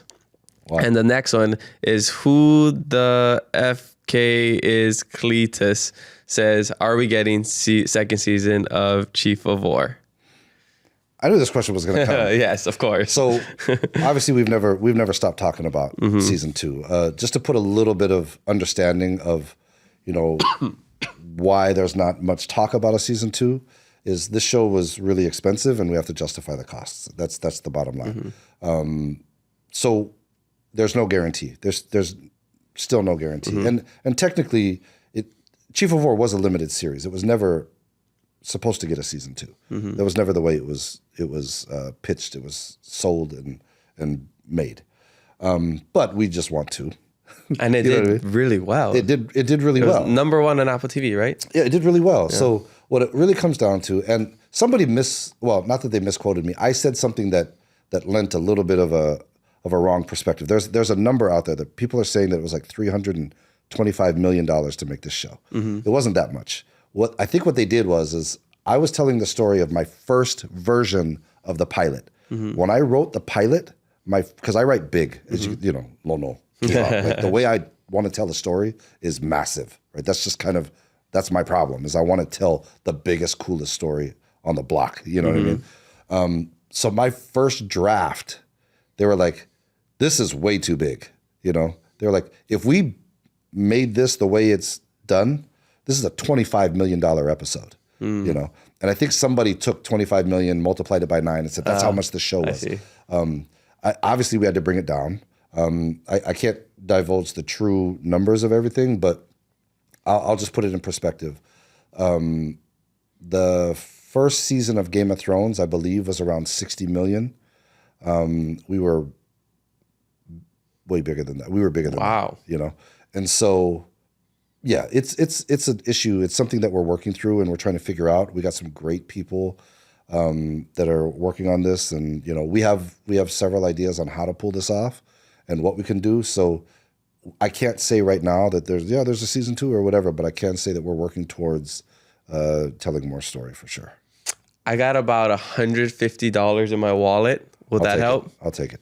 Okay, Yes. if we can get a season 2, I'll give it to you. I'll definitely take it. But you know, but this does bring us to, you know, sort of the current situation of things in Hawaii. So without getting political, I'd love for you to talk about that. Without getting too political, the truth is, you know, we've been, you know, trying to work with the government for the past 2 years on just, you know, helping them understand that, and not just for Chief, you know what I mean? Like the film industry in Hawaii is it's a wonderful, you know, vocation to get into. It's a wonderful option. And we just need to do everything we can to make it, you know, more accessible. We need to do anything that we can. And that's why, I mean, look, I mean, like we said, Jason didn't need Chief, but, you know, since Chief, I mean, working in Hawaii was amazing. The crews are great. You create so many jobs too. Yeah, they're very talented, and you know, but there's a lot of money that comes with it. And but you know, I gotta say, man, the crew treated us so good. I mean, having the opportunity, like when I said I've never worked on a show that was, you know, created by Hawaiians, done by Hawaiians or whatever, I'm actually quoting somebody who said that to me in Hawaii. They're like, dude, I've been in this industry for over 20 years. I've never worked on a show that was created by Hawaiian, that's produced by Hawaiians. And I was like, wow. I was like, so we need to do more here then, you know? And, you know, aside from, you know, the crafty is so good and the food and everything is so good and the crews, it's like, dude, it was my favorite movie set I've ever been on. Was Chief, you know, here and in Aotearoa. So yeah, like we got, this is the conversation of how do we bring more? So then, you know, Wrecking Crew, and, you know, right now we're working on another one. And so, yeah, man, we're just trying to do our part, you know, to keep bringing things here, but it can't be done solely by people that are trying to help the industry. We have to do things to make it accessible for more people to come. Not just the people that want to help Hawaii. Yeah, well, the tax credit helps, so if we can get that going. So we're working on it. Yeah. I don't want to say we're working on, it's like we're a part of the conversations. ICANN is doing things and, you know, breeding some good talent. So yeah, and just trying to do what we can to, you know, not petition's not the right word, but just to kind of like get more help to the industry in Hawaii. Okay, well, I hope it happens because I'm trying to accomplish my lifelong dream of playing a dead body. Oh, That's my dream. I've been pitching myself to every single actor, anybody part of the movie. So I obviously, people probably listening to this know I was going to bring it up at some point. Well, I'm going to say this. If nobody's giving it to you at this point, I will give it to you. That's all I want. I just want like the part of like somebody watching something and I don't need to even be credited. Just be like, is that the Keep It Aloha podcast guy dead? Like, that's all I want. Like, I don't want to be a star. I can be low key. I just want to have like a part where I'm just like, we can do that for you, man. Like, yeah, that's my dream. We can do that. Yeah, it's not hard. Okay, thanks. Okay, I would appreciate that. It would make my dreams come true. No, I'm serious, man. If you need a dead body, we'll make it happen. We'll make it happen. Okay. That was practice. I'll do better. I'll do better. I promise. Okay. All right. Last question comes from Jamie Kilstein. He's a past podcast guest. I talked to you about him before. He says, this is a long one. I remember. Aloha kako, mahalo for all you do. As a fellow Hawaiian writer who was and is stuck in the diaspora, I just wanted to mahalo you for showing us what is possible. I have had such imposter syndrome with being a writer and being Hawaiian, and seeing what you did then, hearing you talk about it on the Post Show podcast inspired me beyond words. When you started pitching and dealing with network notes, how did you push through that? Were there times you wanted to give up, which you mentioned? Yeah. I don't know if there were rejections before Apple, but what was that like? A lot of people would have just been happy to be there and not fought so hard to have our language represented. Mahalo, and I promise I'm less rambly in my scripts. No, all good. But he's a huge fan of you. Oh, Man. I He's appreciate that. Yeah, he loves what you've been doing. I appreciate that. So, sorry, the root of the question is, Yeah. what was the... Let's see. How did you push through dealing with the network notes, and were there times you wanted to give up? Yeah. Rejections. What was that like? Well, I will say this, you're going to have hardships in every production for sure.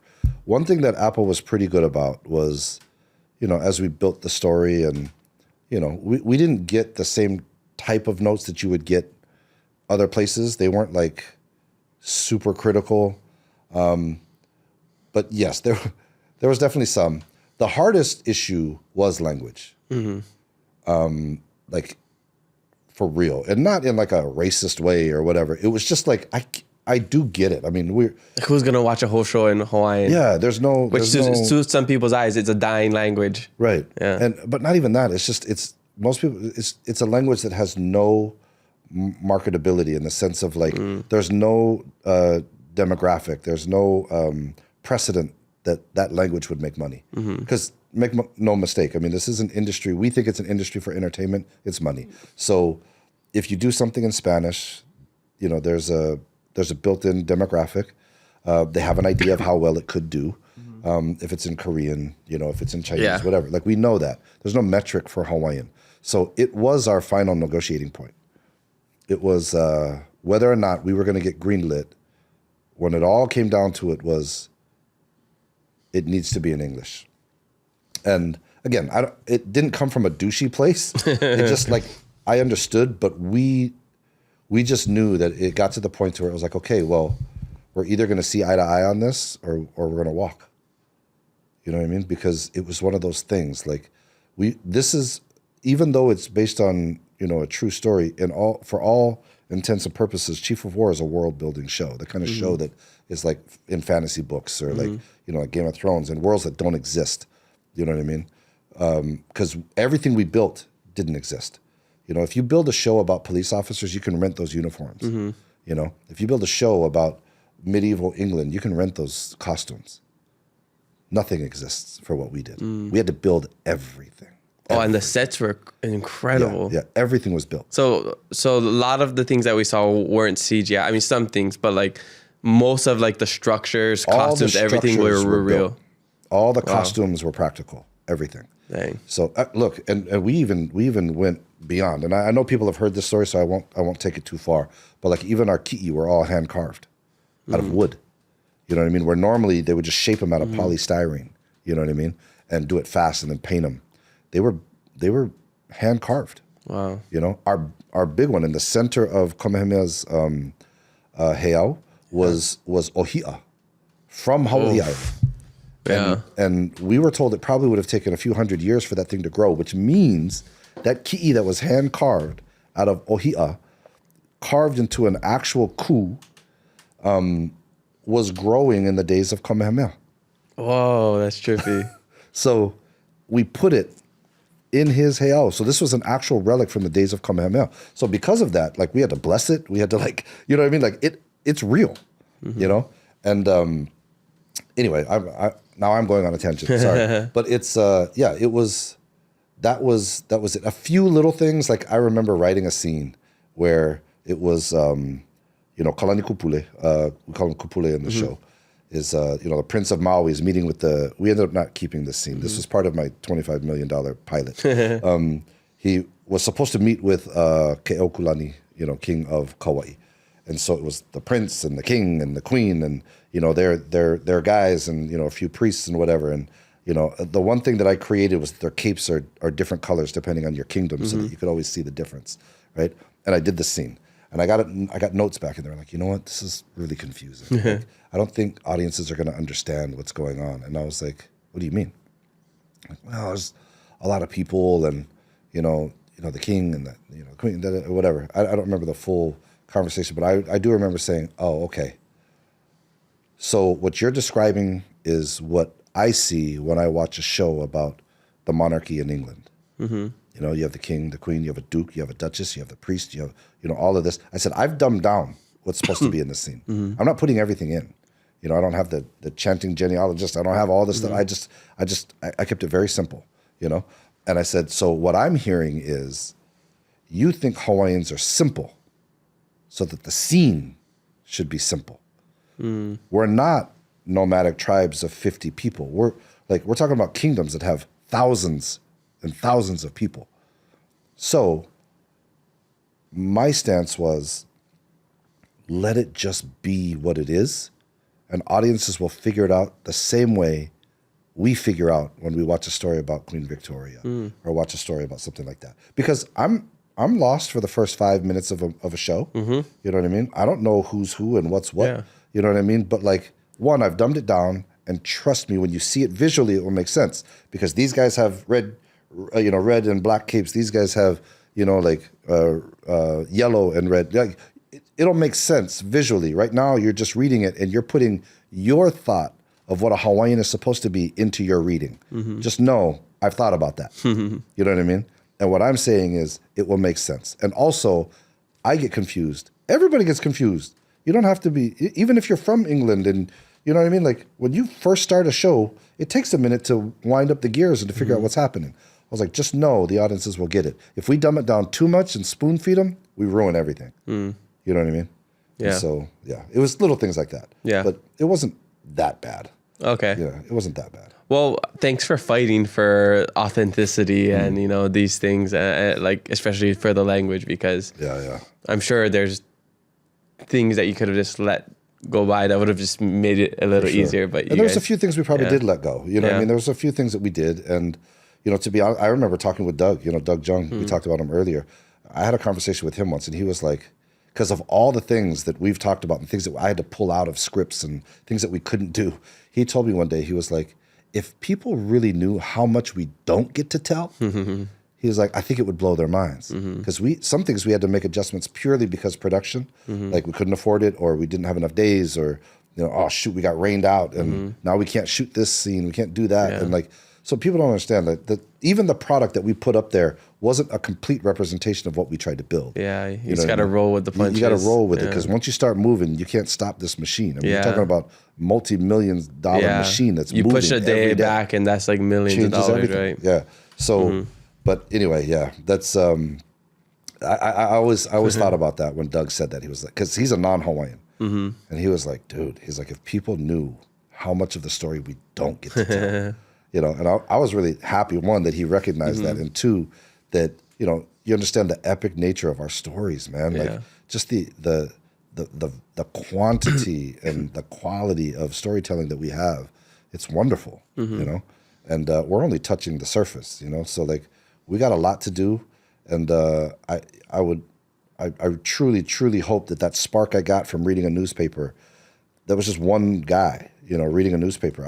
I hope that the show sparked a bunch of people to try to do the same thing, because there's a lot of stuff to do, man. We got a lot of great stories out there, and not even historical, just like your story, like who you are, who your parents were, like your neighborhoods, you know what I mean? Like, who's gonna do freaking reservation dogs in Hawaii? Who's gonna be the kid in Waianae to tell that story? You know what I mean? Like, you know what I'm saying? Like, we have all of it, dude. And it's like, not even, I would never even want to try to tackle it all. You know what I mean? Like, let me do my little pocket. Like, I have definitely some stories that I want to tell. I have some very specific things that I want to do.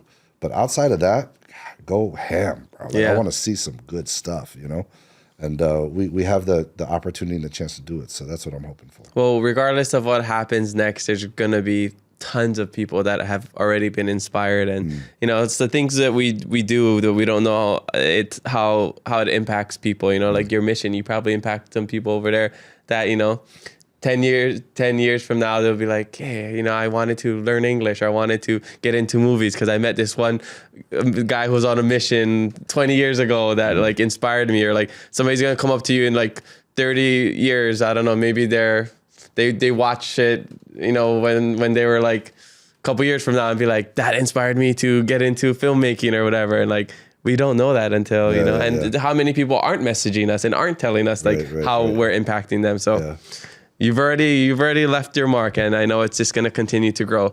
But mahalo everybody for the social media fan questions. Make sure you leave some for our next guest, and maybe your question will make it on the podcast.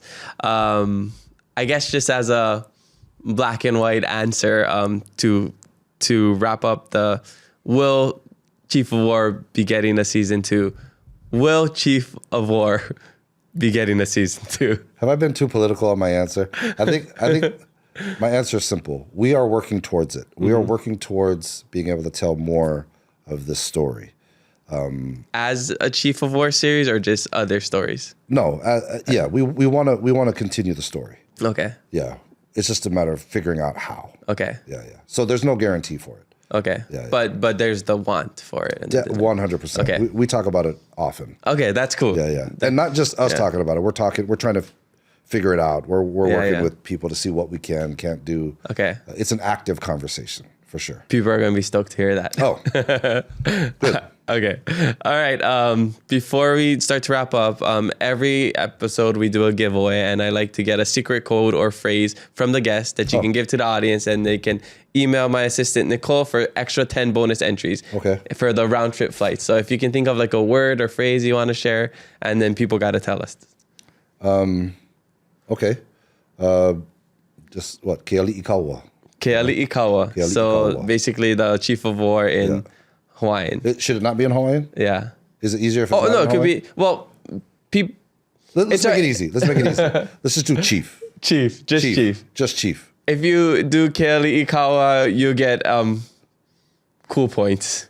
You might not get any bonus entry, bonus entry. So what does the winner get in this one? So the winner of this giveaway is the 2 round trip flights anywhere in the U.S. that Hawaiian or Alaska flies. It's a big one. And we're going to be running it for 2 weeks for, this episode and the next for our Seattle series. Okay. But because then you can enter on Instagram. The biggest one was the international one. Oh. Because that's anywhere in the world. Whose podcast was that one? That was with Konishiki. Oh, hell yeah. Well, because that was just international, 100%. yeah. 100%. And I don't have any vouchers to give for international anymore. So I only have the round trip domestic one. So that's all I can give to you guys for now. Yeah. But so message us Chief along with your favorite Chief of War character, and you'll get 10 bonus entries. Hopefully that'll help you win the tickets or some merch as well if you get second or third place. All right, so I like to ask all of my guests the same question about keeping it aloha. It's the name of the podcast. It's something I try to do every day of my life. So I want to know in your life, how do you keep it aloha? Surprisingly, that's not as easy of a question as you would think. One thing I could think, I started the podcast talking about my father. One thing he used to say at the end of all of our performances, ever since I was a kid, he would tell the audience, he would say, "Ehele wāwai liki nā kūpuna, me ka hanohano, me ka ha'aheo." He said that was kind of our family's motto, and that was to walk like your ancestors with dignity and with pride. And I never know if I'm doing it, but that's what I aspire to do.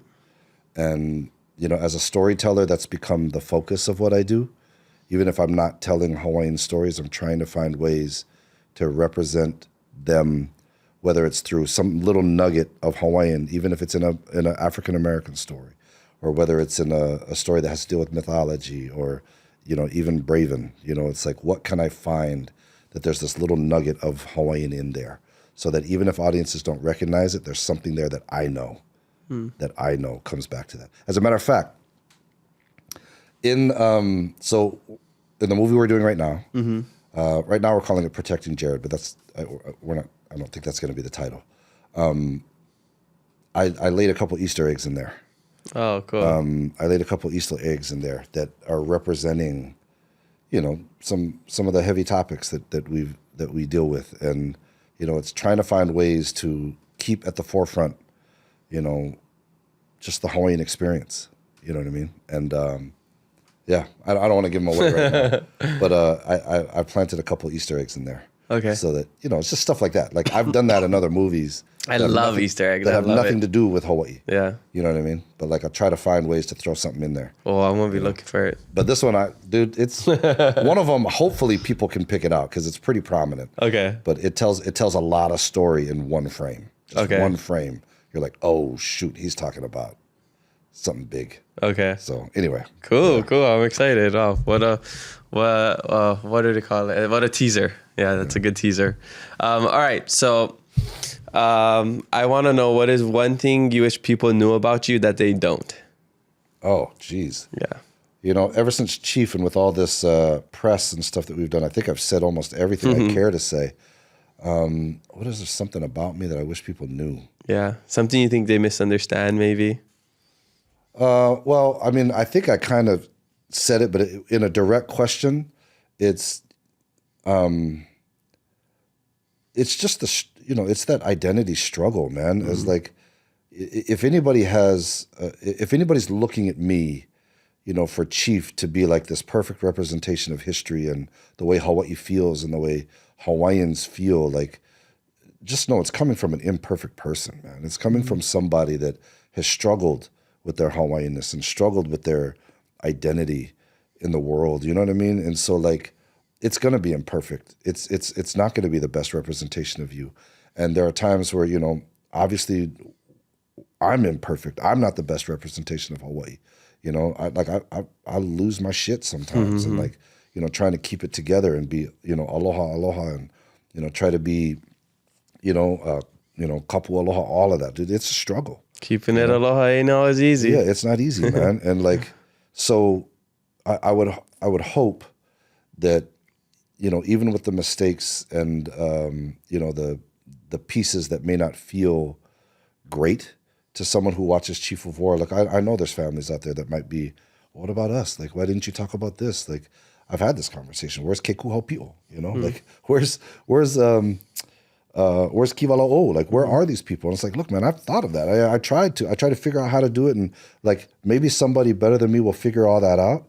But me trying to tell Ka'iana's story, not Kamehameha's story. So who are the people that are the most impact, that have the most, and that I can fit into this storyline? Like, look, man, I get it. Like, I want to see Ke Kuhau. You know what I mean? Like, I love the story of Kiwala'o. I love the story of the 8 Oahu priests, and, you know, and like, I love all that stuff. I couldn't do it. So just know that if we missed you, if we missed your representation, that, you know, hopefully there's somebody better that can do it for you. You know, but for now, like, look, man, you're gonna, like, this is what I got. Like, this is it. It's imperfect. It's not the best representation, but it's only the best that I could do, and, you know, that's it, man. But yeah, you have an imperfect Hawaiian trying to tell a great Hawaiian story. Yeah, you know. Yeah. Well, I think you're doing it in a great way, so mahalo. I appreciate that. I like to tell people, you know, if, like, they're longing for something, they want to see something and they can't find it, create it. Yeah. You know, like you kind of were saying with Kimo, you know, he paved his own path. I paved my own path for this. So many comments and whatever, you know, every time I do an episode, like, oh, you should ask this, you should talk to this person, you should do this. And I'm sure you get that, right? You should have done a story about this person. I'm like, well, you can do it. I just tell people, nothing's stopping you from doing it. Like, hey, you go create your own podcast, you go interview this person, and you go ask them. No, I mean, we can't do it all. We can't do it all. And, you know, I'm glad you say that. I actually try not to say that, because, you know, the way, you know, it's just hard, but it is the reality. The reality is that, like, you know, we all see the world differently, man. And, you know, even with storytelling, like, this is the hardest part about, like, if I were to write a movie, right? And let's say I'm writing a female character. I'm actually writing my mom, or I'm writing my sisters, or, you know, an auntie, a very specific auntie that does something a certain way.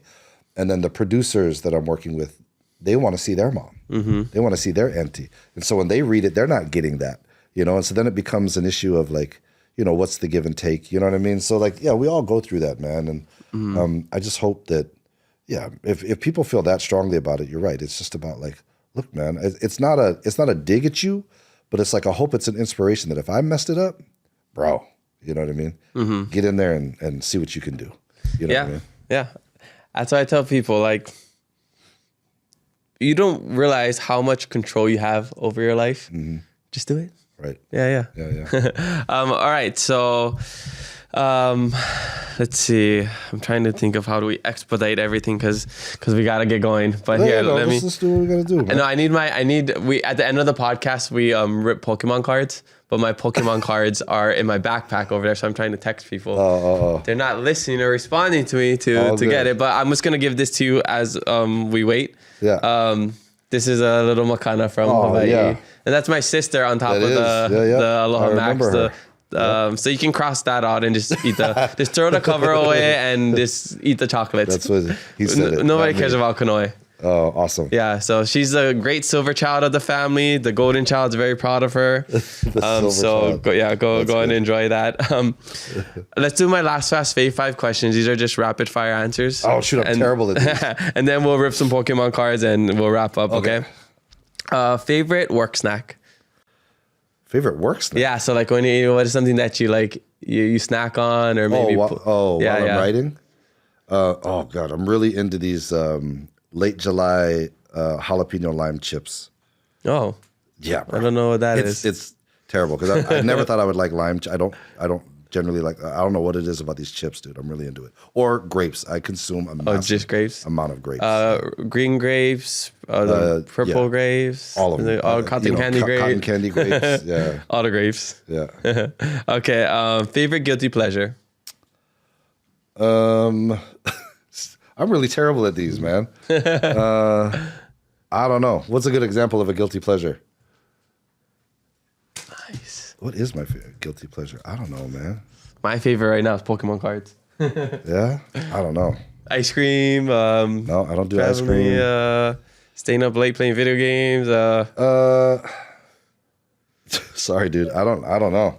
I don't know if I have a true guilty pleasure. I'm surrounded by 5 kids, bro. I have 5 kids. Now I'm doing something without your kids, maybe going on vacation without your kids, having some alone time. Well, definitely. Look, I mean, me and my wife travel a lot, which I love. And if that's considered a guilty pleasure, then yes, 100%. Like, I'll travel without my kids. I guess you just don't feel guilty about it. I don't feel that guilty because we take them everywhere. I mean, we do a lot for these kids, man. But yes, I'll take that as a guilty pleasure. Okay. Yeah. Well, speaking about traveling, favorite travel destination? Oh, man. I mean, Japan. I love Japan. Yeah, I'll just say Japan. Okay, cool. I mean, that's the top answer for that. All right, and I'm excited to hear your answer for this. For favorite TV show or movie? I know you mentioned Braveheart, I believe. Sure. But do you have like a favorite TV show or another favorite movie? I mean, yeah, I watch.